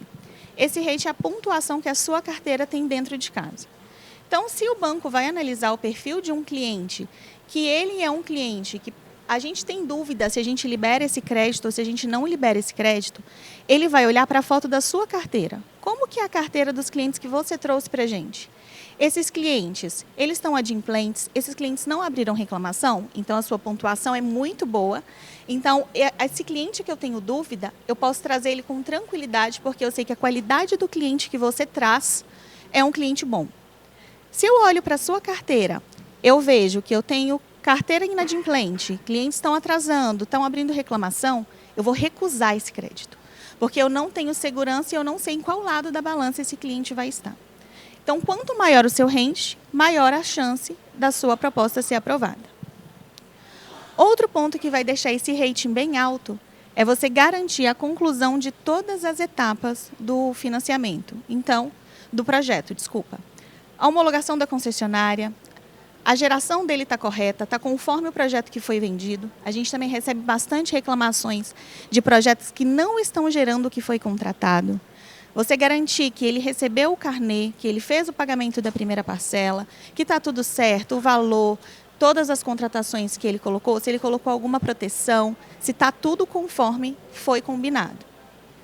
E o mais importante, o que a gente não pode deixar, e a gente acaba deixando esse para o final, e a gente acaba não fazendo, que é mensurar a satisfação do seu cliente. Por que a gente, no meu financiamento solar, a gente fala bastante com nossos integradores, de vocês capturarem, vocês absorverem essa satisfação do cliente? Quando você escuta o feedback, você vai melhorar para você fazer com os seus próximos clientes aquele ajuste que esse cliente está falando. Você vai reforçar os pontos ótimos, o que o cliente elogiou, você vai reforçar, você vai saber que você tem que repassar aquilo para os seus outros clientes. E você vai pedir indicações. Então, no boca a boca, todo mundo tem aquele vizinho que quando está fazendo alguma coisa, os vizinhos saem para ver o que está acontecendo, né? Então, imagina fazendo um projeto solar, instalando as placas, tem os vizinhos lá olhando. Então, você já pode fazer a captação daqueles vizinhos ali, dos familiares, para você vender mais. Então, essas são as dicas. Se vocês seguirem essas 6 dicas, com certeza vocês vão conseguir aprovar mais financiamento. Em qualquer financeira e principalmente no meu financiamento solar. É isso, pessoal. Obrigada.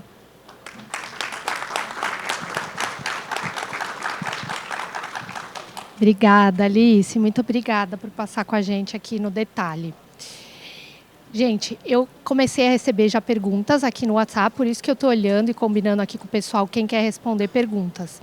Fiquem à vontade para continuar mandando. Tem um QR Code, Christian? Está na tela? Isso aí.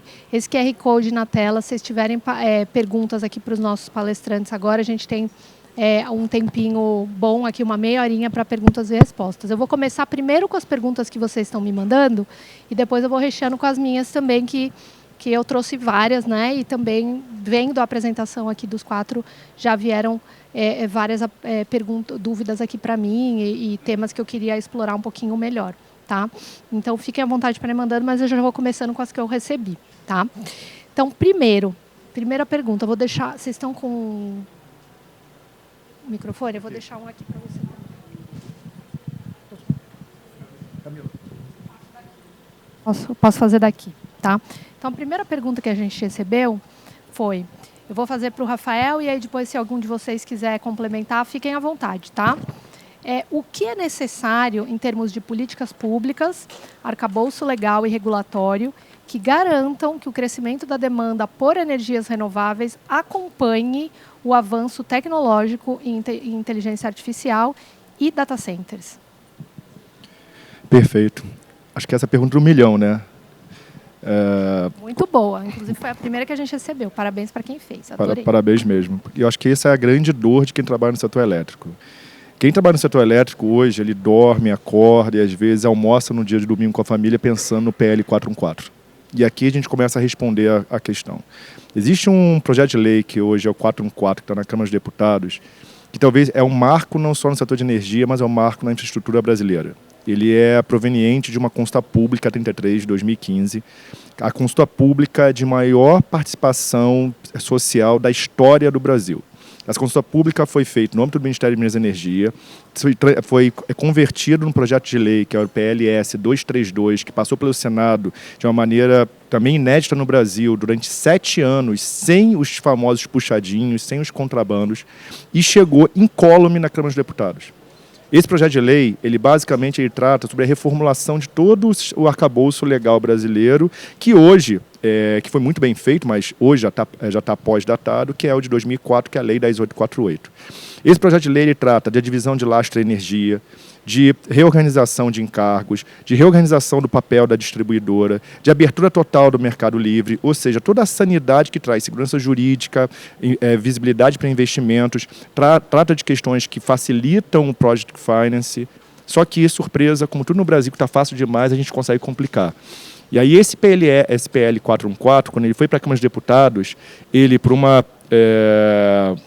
costura política, o relator foi exatamente o ex-ministro de Minas e Energia da CP 33. Então, perfeito. A gente teve o ministro organizando uma consulta pública, transformou no projeto de lei, vamos para a Câmara dos Deputados, o relator é o ex-ministro, conhece, conseguiu blindar o projeto. Só que aconteceu a troca de governo e o governo novo decidiu que esse projeto não é bom. Decidiu que esse projeto, que é o projeto que contou com a maior participação, repito, social da história do Brasil, foram mais de 630 contribuições de associações de consumidores, geradores, associações civis. Simplesmente isso não é bom. Isso aqui não reflete o que é bom para o mercado. E prometeu, desde 2023, que sairia 3 medidas provisórias que iriam solucionar esse arcabouço legal no Brasil. A gente não teve nenhuma MP, nem 2, muito menos 3, e até hoje a gente não sabe o que vai acontecer. E hoje o PL 414, que seria nosso sonho de consumo, pensando em estabilidade regulatória, estabilidade legal e evolução do marco legal brasileiro, está ali sem relator na Câmara dos Deputados. Então a resposta que a gente tem, eu acho que todo estudioso do setor elétrico temos hoje não a solução de todos os problemas, mas um baita caminho para poder destravar várias questões conjunturais e estruturais do setor. Chama-se PL 414, está parado hoje, sem relator e aguardando agora alguma solução milagrosa que venha pela frente. Obrigada, Rafa. É realmente muito frustrante, né, para a gente que vem do setor e tem visto, né, como estava avançando bem e ia resolver bastante coisa. Mas eu queria complementar a sua resposta, né, porque aqui eu acho que você deu uma resposta bem assim de contexto de tudo, que é resolver tudo, né, de uma forma e ajudar tudo, né, de uma forma bem estrutural. Mas falando, né, colocando um pouquinho de contexto aqui, de arcabouço legal, políticas públicas, regulatório para crescimento da demanda, né, de IA e data centers, eu acho que eu queria mencionar algumas coisas, né? E quem já me viu falar, né, eu já falei isso algumas vezes, mas eu acho que a gente tem que passar essa mensagem sempre. Essas são tecnologias novas, né, mercados novos que estão vindo para o Brasil, né? Todas as tecnologias, mercados novos que foram inseridos, eles tiveram um empurrão inicial para elas nascerem, né? Nenhum setor nasce de forma competitiva por si só, né? Eu trabalhei, né, no início da minha carreira, muitos anos atrás, há mais de 20 anos, no setor sucroenergético, né? Trabalhei muito com as usinas de açúcar, álcool e bioenergia. A gente não teve o pró-álcool para esse setor nascer, né, de forma forte e competitiva.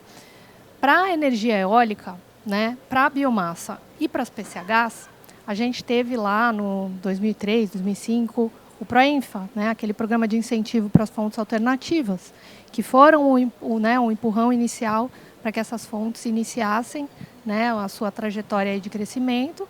Era uma tarifa, né, era tipo um feed-in tariff, né, que tinha em mercados europeus, onde se pagava uma tarifa, né, incentivada para essas novas fontes. E a gente teve, né, depois para a energia eólica e para a energia solar, os leilões de reserva, né, onde a gente tinha essa energia que ia ser contratada, planejada para ser contratada todo ano, tinha aquela demanda, né, aquela reserva de mercado para essas tecnologias que estavam nascendo. Hoje a gente não tem mais esses leilões de reserva para eólica e solar. Por quê? Porque são fontes que já são maduras, já são competitivas, né? E a gente, né, teve para a GD também, né, quem é da GD aqui sabe, Resolução Normativa 482, né, foi assim que a GD nasceu, 687, né, que a GD remota nasceu, e olha toda essa história aí de crescimento que a gente viu. Para que a gente tenha, né, os data centers virem para o Brasil e o setor de hidrogênio verde ele deslanche, a gente também vai precisar desses empurrões iniciais. Então, a gente já teve um passo inicial importante que foi dado, né, com o marco legal aí do hidrogênio de baixa emissão, mas a gente tem ainda um caminho muito importante para fazer um incentivo para a geração de demanda, né, desse hidrogênio verde, derivados, para que esses mercados sejam incentivados. Então, a gente teve o ReHidro, por exemplo, que é um incentivo que eu mencionei aqui, importante, que está em consulta pública, se eu não me engano. Teve o PATEM, né, que foi aprovado também, que vai ser importante para isso, mas a gente tem que ter outras ferramentas, né? Na Europa, por exemplo, para hidrogênio, a gente tem aqueles leilões organizados centralizadamente, né, de compra de hidrogênio verde de uma forma centralizada. Hidrogênio, eles compram esse hidrogênio, né, de uma forma centralizada. O governo da Alemanha muito está coordenando isso, com um banco do hidrogênio verde, né, para financiar tudo isso. Compram o hidrogênio no longo prazo e depois revendem esse hidrogênio no curto prazo para compradores, porque um grande gargalo aqui no hidrogênio verde derivado, gente, é conseguir o off-take, é conseguir o comprador final para esse produto, né? E em produtos como, por exemplo, o fertilizante, onde a gente vê um potencial enorme, não se compra fertilizante no longo prazo, né? Por que vai se comprar fertilizante verde no longo prazo? Né? Então, acho que esse tipo de política vai ser muito importante. Para a inteligência artificial, eu diria que a gente precisa né, e a gente está em consulta pública agora, Rafa, a questão do marco legal da inteligência artificial aqui no Brasil, que trata de propriedade intelectual. Então, isso vai ser muito importante para trazer segurança para esses investidores quererem trazer. Mas eu também queria mencionar, né, a questão do custo dos impostos de importação. Tá? Para dar uma ordem de grandeza para vocês aqui. Investimento no data center é tá? Você vai construir um super data center enorme. O investimento no local, na estrutura do data center é O investimento nos equipamentos que vai se pôr lá dentro, que quem coloca não é o data center, quem coloca é o consumidor final do data center, que é o Google, que é a AWS, que é a Meta, é 10. Né? Essa escala, essa ordem de grandeza é de 1 para 10. Para vocês terem noção, porque são equipamentos muito, muito caros. Eles são importados. Né? São chips da NVIDIA, por exemplo. Eu estava conversando com o Country Manager da NVIDIA outro dia. Ele estava falando, Camila, o chip da NVIDIA que vem para o Brasil e as GPUs que chegam aqui são 2 vezes mais caras do que qualquer outro lugar. Porque não tem incentivo fiscal, não tem isenção fiscal para se trazer esse tipo de equipamento para cá. Eu acho que é uma coisa que a gente também deveria estar trabalhando como setor elétrico, porque, gente, o pessoal do data center, né, é tudo muito novo lá para eles também. A gente tem uma força aqui no setor elétrico que a gente já construiu de relacionamento, né, nas diversas esferas em Brasília, por exemplo. É uma tecla que a gente tem que estar batendo todo dia. Né? Vamos dar incentivos para trazer esses data centers aqui, para ser competitivo. Eu acho que isso é muito importante se falar. Tá? Então, aqui minha contribuição para essa resposta aqui também. Agora, a segunda pergunta que a gente teve aqui para os nossos palestrantes. Tá? E aí eu vou deixar para o Marcelo, para o Jonas, e se o Rafa ou a Alice quiserem complementar também. Tá? De que maneira o hidrogênio verde pode transformar o cenário energético do Nordeste, considerando as suas características climáticas e geográficas, se tornando um hub de hidrogênio verde e atraindo investimentos em data centers? Vamos lá. Eu queria colocar um pouquinho de perspectiva do hidrogênio pelo ponto de vista do preço do hidrogênio. Hoje, recentemente, em junho, teve um primeiro leilão de hidrogênio na Europa, né, onde foi vendido, a empresa que ganhou foi uma empresa no Egito, né, acho que foi a Fortescue que ganhou, se não me engano, em torno de 800 euros a tonelada. Tá? A Petrobras hoje fornece 95% do hidrogênio consumido no Brasil. É um hidrogênio cinza e o preço em torno de $300, né, Camila? Mais ou menos isso. Né?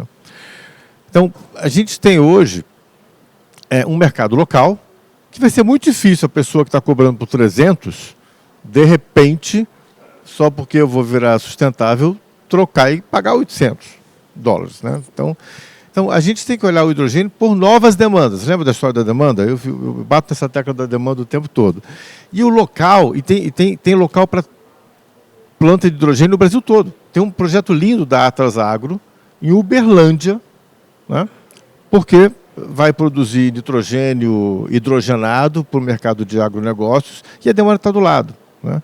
Tem um projeto muito legal da European Energy no Porto de Suape, de e-metanol, que vai ficar no porto porque os navios vão ser os off-takers para usar o e-metanol lá.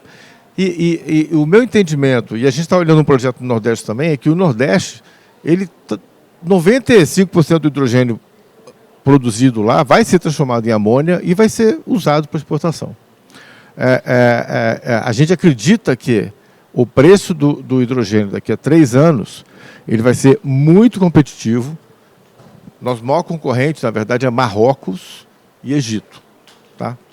Você imagina, assim, lá também tem calor, lá também tem sol, e não tem nada no país. Para eles, qualquer desenvolvimento industrial é muito importante.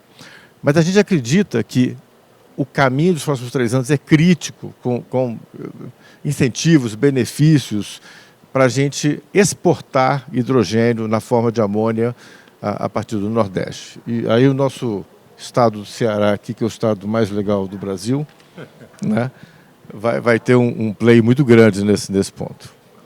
Não, bacana. Marcelo, obrigado.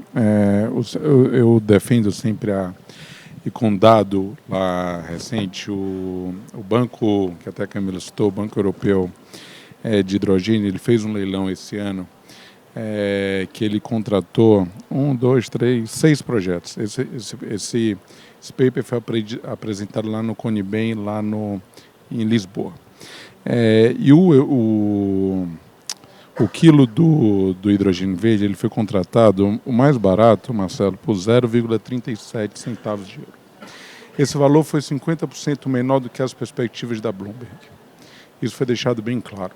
Eu concordo 100% com o Marcelo. A questão de pagar mais caro, a questão do off-taker é extremamente complexo no mercado, extremamente competitivo.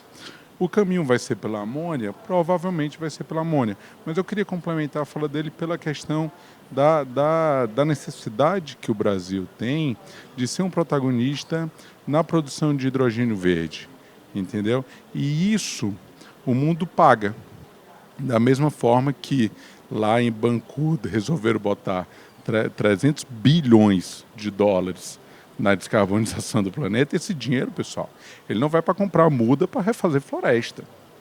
Então vamos ser específicos, esse valor ele vai para a tecnologia, especificamente para a descarbonização, principalmente da matriz energética. E esse dinheiro ele vai através de subsídios governamentais para que novas tecnologias se apliquem ao consumo.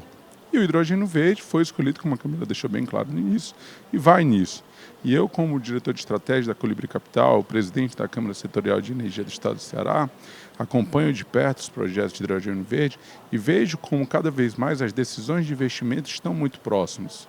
Porque os off-takers, com base nas colocações dos perfis econômicos dos países europeus e americanos, estão exigindo esse produto.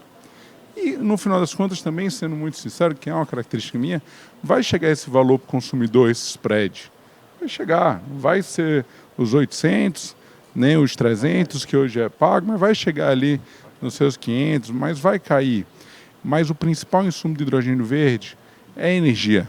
O hidrogênio feito com eletrólise, que é o que está sendo posto ali na maioria dos projetos colocados ali no Ceará, pela Fortescue, pela Care, pela DP, por todos aqueles players que estão lá próximo a gente.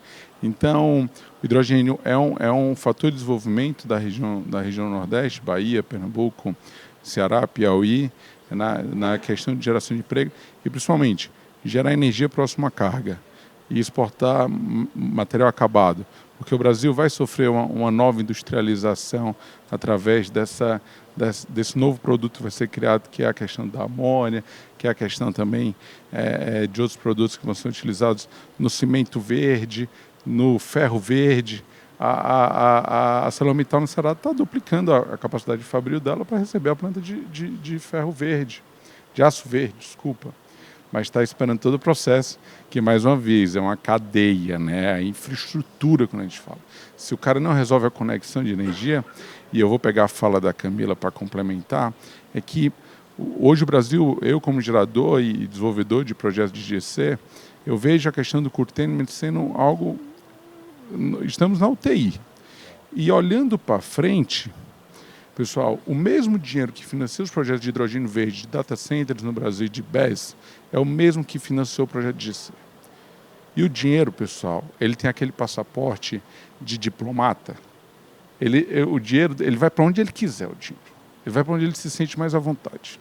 Então, se ele está vendo que no Brasil está tendo um problema de ajuste regulatório em relação aos cortes, que já passou pela Austrália, já passou pela China, pela Alemanha, pelos Estados Unidos, e chegaram num acordo que suportasse o investimento, o Brasil precisa avançar disso rapidamente, porque isso vai colocar em questão as decisões de investimento dos projetos de hidrogênio. Porque imagina o nosso colega de AB Solar, Ricardo Barros, está lá no conselho da Lightsource BP explicando por que a usina está com tantos por cento de corte, ele não está recebendo energia, não está podendo gerar energia, e ele ainda precisa comprar energia mais caro, estou falando como gerador em geral, deu exemplo do Ricardo, ele precisa comprar energia no PLD para honrar o contrato que ele tem com o cliente.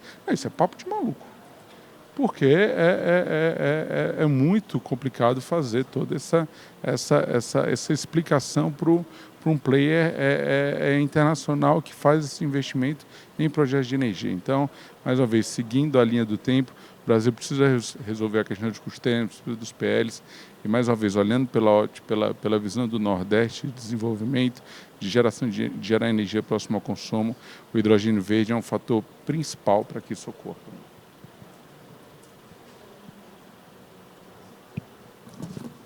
Obrigada, Marcelo, Jonas.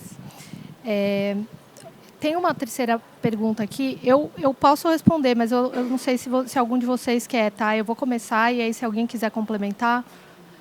Quais são os gargalos no financiamento de projetos de energia solar fotovoltaica para atendimento dessa demanda de data centers e hidrogênio, né? Há alguma peculiaridade para a região Nordeste?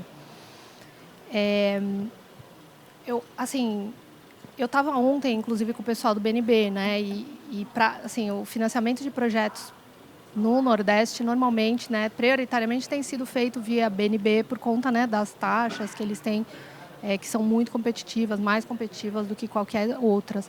E, basicamente, né, o orçamento do BNB acabou, né, no momento. Então, acho que a questão orçamentária assim, de fundos constitucionais, né, está sendo uma questão, mas a gente tem recursos, né, bastante de BNDES, né, a gente tem outras fontes aí de financiamento, tá? Mas acho que particularmente para o Nordeste, eu ouvi ontem lá do pessoal do BNB que eles realmente estão com restrição aí de volume de financiamento para esses projetos, que seria a fonte de financiamento favorita para esse tipo de projeto. Jonas, eu não sei, o Rafa, vocês querem falar alguma coisa, ou Marcelo? Só complementar, Camila, de forma bem sucinta. Eu trabalho diretamente, nossos projetos são financiados pelo Banco Nordeste e a gente percebe um amadurecimento do banco muito pela ótica de alguém, não sei se todo mundo conhece o conceito do trilema, né? Ele tá sendo cada vez mais, tem a questão do recurso, que tem um limite de recursos e tem muitos projetos na esteira. Então, quais são os projetos hoje que estão passando pela esteira de uma forma mais orgânica? São projetos que são mais completos pela ótica, como eu estava falando desse trilema, que olha os aspectos financeiros do projeto, principalmente, mas pelos aspectos sociais e ambientais. Porque o BNB é um banco de desenvolvimento. Então, ele preza por olhar o trilema. O trilema é um conceito de desenvolvimento de projetos sustentáveis. Então, se eu puder colocar quem quer vencer os gargalos de projetos estruturais de financiamento pela ótica do Banco Nordeste, ele não pode só carregar a linha do retorno do investimento. Ele tem que carregar todo o contexto socioambiental de responsabilidade, principalmente olhando pela comunidade, de como esse projeto vai impactar a região. Então, dinheiro precisa de projeto bom, mas também precisa de projetos com esses adereços, esses complementos que sustentam cada vez mais esse dinheiro, que é um dinheiro público que precisa ter responsabilidade também pela ótica social e ambiental. Só um ponto, Camila. Esses projetos de hidrogênio, de IAA, eles geralmente têm HPA, né, em dólar. Né? O hidrogênio é vendido, a amônia é vendida em dólar. Então, a demanda do dinheiro não precisa estar no Brasil, do financiamento. Tá? A gente vai conseguir captar dinheiro fora do Brasil a taxas melhores, até do que o BNB, se conseguir fechar os PPAs, a gente chama de Hydrogen Power Agreement. E no IEA não sei como é que vende, Data Power Agreement, que é tudo em dólar. Então, a gente tem custo em dólar e receita em dólar. Parte da receita, tá bom, o IEM está no Brasil 30%, 40%. Mas a gente vai conseguir captar 50%, 60% do custo do projeto, do CAPEX original, em dólar. Tá? E aí não vai ficar dependendo de banco brasileiro para fazer isso. Obrigada, Marcelo, por complementar. Realmente, PPA em dólar, né, a gente tem visto aí o financiamento, ele é feito em dólar, né, até por conta do hedge natural aí. Então, obrigada por ter trazido esse ponto. Obrigada. Hoje o Brasil já possui a sua matriz energética renovável e com sobreoferta de energia. Além disso, a gente tem leilões de energia existente finalizando nos próximos anos. Nesse sentido, os investidores de data center têm buscado projetos renováveis já amortizados ou apenas energia nova? Eu acho que depende do tipo de empreendedor. Quando a gente tem um data center já instalado no Brasil, que a maioria deles são os data centers de processamento de dados, eles têm uma preferência para ativos já operacionais. Por quê? Porque aí são duas questões. Primeiro que é o custo de oportunidade. Se eu encontro um empreendedor que já está com uma usina em operação ou em vias de entrar em operação comercial, eu consigo já adquirir energia, se for um projeto de autoprodução, com benefício de autoprodução desde agora. E tem uma questão da janela de oportunidade.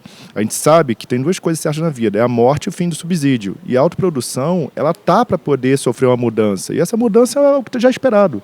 É óbvio, quanto mais a autoprodução cresce, a gente sabe que é uma realocação de subsídios. O setor elétrico é um setor alocativo de soma zero. Então, a gente tem aí a autoprodução, hoje é super importante para a indústria. A indústria no Brasil, lembrando, a gente está com a indústria hoje, se comparar com 2014, nossa indústria desceu, de acordo com o IBGE, 10,4%. Então, nós estamos voltando para capitanias hereditárias. Então, nossa indústria não é que está andando de lado, nossa indústria está andando para trás. Então, a autoprodução hoje ela é essencial. Só que a gente também tem uma realocação que acaba sendo muito cara para a sociedade. Então, a autoprodução ela vai sofrer uma alteração.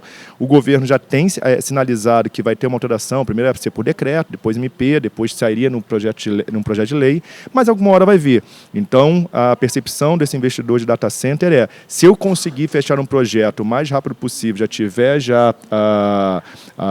o fechamento dessa operação, eu consigo ter o direito adquirido. Até porque a gente tem muita, não tranquilidade, mas muito otimismo em relação de que qualquer lei que venha para alterar a autoprodução vai respeitar o direito adquirido. A gente sabe que, pelo menos, o setor elétrico já teve até MP 579, mas mesmo MP 579, os contratos foram respeitados. Então, é isso que o mercado espera. Deve ter uma alteração em relação à autoprodução. Essa alteração vai respeitar o direito adquirido. Então, por isso que quem já está instalado no Brasil prefere uma usina em operação. Aquele cara que ainda está vindo, está pedindo a portaria para conectar, ele está mais tranquilo. Então, ele consegue conviver com um projeto que vai entrar em operação daqui a 2, 3 anos, ele não vai começar a consumir agora, então ele está agora já procurando greenfield, que às vezes tem um preço mais competitivo.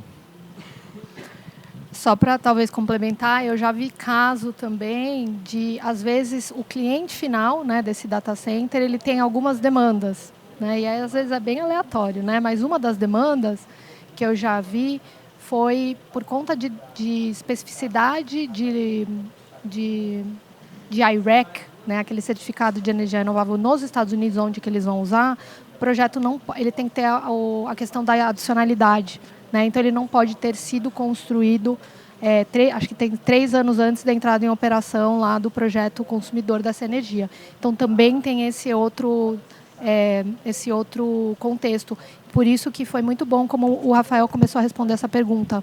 Depende do perfil desse empreendedor e depende também do perfil desse consumidor final. E, Camila, até para venda de amônia para a Europa, mesma coisa, né? A planta não pode ter mais 3 anos de idade para atender aquele RED 3, né? Tá certíssimo. Obrigado por trazer, Marcelo. Isso também é relevante, né, para quem está fazendo hidrogênio e derivados. Se você está fazendo fertilizante para consumo no mercado interno, por exemplo, você não vai estar olhando isso, né? O projeto ele já pode ser, por exemplo, uma hidrelétrica amortizada com uma energia super barata, né? Agora, se você vai estar fazendo um hidrogênio de amônia, né, uma amônia para exportação, aí você vai ter que estar atendendo aos requisitos do RED III lá na União Europeia, né? Então, obrigada por ter trazido e complementado, Marcelo. Perfeito. Vamos ver, a gente tem mais uma pergunta aqui de vocês, tá? Eu posso responder, tá? Não sei se o Rafa ou algum de vocês sabe, mas eu não sou super especialista, mas coincidentemente eu tenho participado de muito evento de data center, então eu consigo parcialmente responder aqui. Considerando a demanda por energia nos data centers, ela é necessária normalmente para processamento de dados e refrigeração do sistema. Hoje, esses sistemas normalmente usam refrigeração por ventilação forçada, gerando, então, uma energia, né, demanda ainda mais por energia. Vocês veem projetos de refrigeração líquida, né, o liquid cooling, nesses projetos de data centers para tentar reduzir o consumo de energia? Meu entendimento, tá, gente? Para data centers menores, tipo, inclusive o pessoal da cripto, é muito comum já usar o liquid cooling, né, até de óleos sintéticos, que são muito eficientes e, aparentemente, esse é o futuro da refrigeração em data centers. No pessoal dos data centers maiores, nos hyperscalers, é muito menos comum, mas tem muita gente que acredita que isso deve ser uma tendência também no futuro para esse tipo de data centers, tá? Alguém quer, Marcelo? Você quer falar um pouquinho sobre data center? A gente fez um estudo recentemente. Data center não é uma coisa simples, não. Tá? Não é uma casinha que você constrói no meio do nada. Primeiro tem que ter segurança patrimonial. Você imagina quanto de informação está lá dentro. Né? Você tem que ter 1, 2, 3 portas para chegar lá dentro. A alimentação da energia tem que ser, não é redundante. Ela tem que ter grid, ela tem que ter BESS, o behind the meter, que você chama, e geração óleo, o que seja. Você tem que ter 3 fontes de energia para certificar que aquilo não vai parar de gerar. Né? quarto ele tem que estar no lugar menos quente possível, porque, sabe, a gente estava olhando um projeto, quando eu estava no Porto Açu, que tinha concorrente em Petrópolis, né, porque era mais alto, mais fresquinho. E o mais importante, tem que estar perto de um ponto de conexão da fibra ótica, né, que você tem essas 16 conexões que passam lá para o frente do Ceará, a cada 100 quilômetros tem uma caixa repetidora no mar que você pode conectar. Então não é uma coisa simples assim, tá? Só para ilustrar, o estudo é bem complexo. Legal. A gente não tem mais perguntas, mas eu tenho umas curtinhas aqui, tá? Para vocês. O Rafael, você mencionou, né, chega até R$110 de economia na autoprodução para data centers, né, uma vez que você tem ganhos ali de benefícios de CDE e de Proinfa. Então, esse realmente é um modelo que traz muitos benefícios. Eu tenho, assim, visto uma discussão de alguns data centers pensando em fazer não só autoprodução por equiparação, que seria a solução mais óbvia pelo tamanho dessas cargas, né, mas um pessoal discutindo a possibilidade de se estruturar, ou se faz sentido se estruturar autoprodução via arrendamento, né, para esses data centers, uma vez que é um outro modelo bastante interessante, né? Vocês têm visto, né, dos projetos que vocês têm trabalhado, vocês têm olhado as duas alternativas, só têm olhado uma das alternativas, e o que está viabilizando, no final das contas, os projetos que já foram, né, estão sendo assinados? Excelente, Camila. E aqui entra a questão do tributário.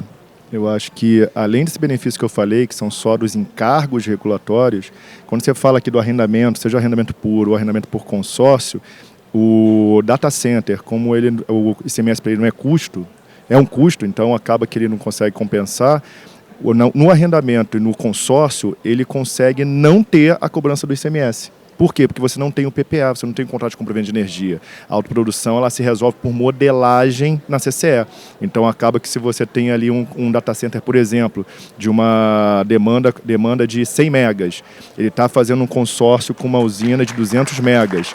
Ele pega 50% daquela usina no consórcio, modela-se 50% da geração, da garantia física, das perdas para esse data center, e você não tem a compra e venda de energia configurada. Então, você não tem o fato gerador ICMS. Então, pelo ICMS, a gente tem visto muito empreendedores de data center olhando para essa modelagem.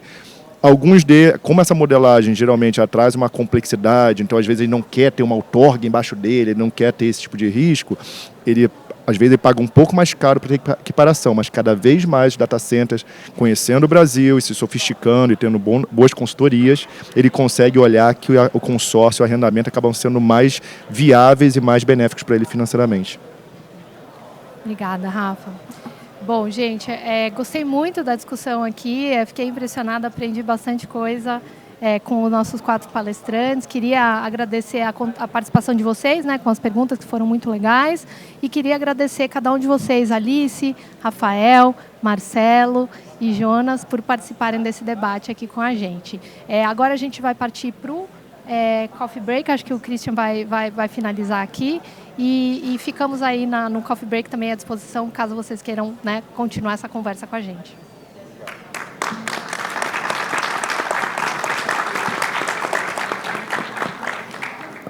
Muito obrigado a todos pela participação. Algumas mensagens aqui do final do painel. A gente vai deixar aqui o QR Code para pesquisa de satisfação do painel. Ele é muito importante para que a gente possa direcionar os próximos eventos, os próximos painéis de acordo com o que vocês buscam, né, de informação. E depois a gente queria convidar vocês a seguir o canal da AB Solar no WhatsApp, que é uma forma que a gente tem de comunicação para associados e não associados, terem notícias do setor mais importantes. Lembrando aqui também que a gente tem os nossos expositores, tanto na área do coffee break, quanto o pessoal da vitrine aqui na sala ao lado, apresentando os produtos, e que amanhã a gente vai ter a sessão de pitches, né? E a gente tem agora um vídeo dos nossos patrocinadores, por favor. Seja bem-vindo à Bra Metal, uma empresa 100% brasileira.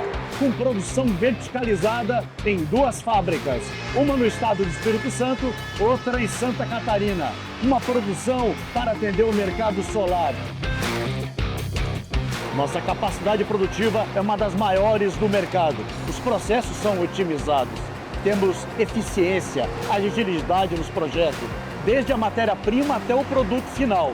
Tudo é feito aqui com rigoroso controle de qualidade e podemos otimizar o seu projeto. A Brametal mantém um robusto estoque de matéria-prima para atender 1 giga por ano no mercado brasileiro. O nosso tracker é adaptado às suas necessidades.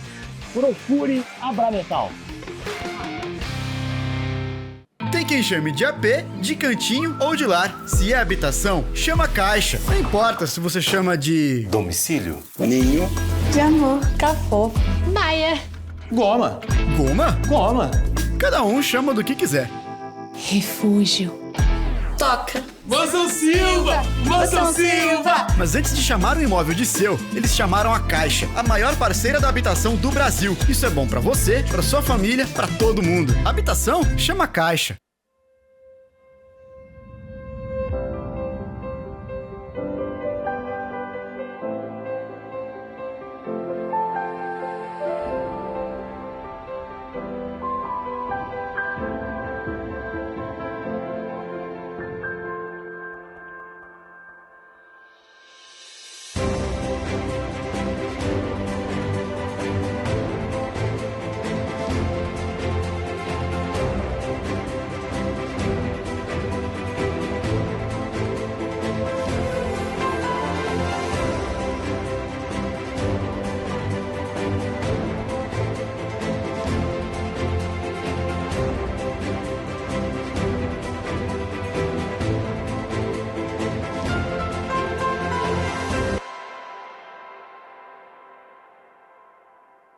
Em 20 anos, o Grupo Energia se consolidou como líder no mercado, oferecendo soluções de ponta a ponta em geração, armazenagem e transmissão de energia.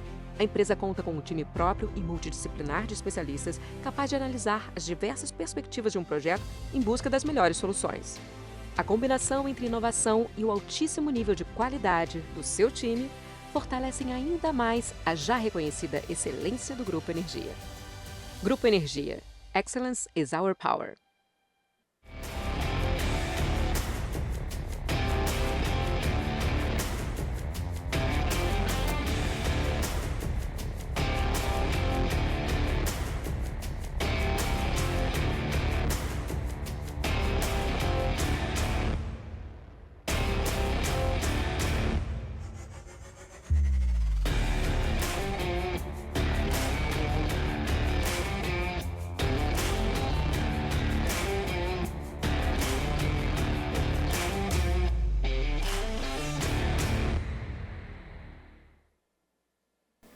Bom, muito obrigado aos apoiadores. E agora, antes de ir para o nosso café, fica só o convite para aqueles que ainda não são associados e quiserem se associar. A AB Solar, ela possui condições especiais aqui durante o evento, como isenção da taxa de adesão.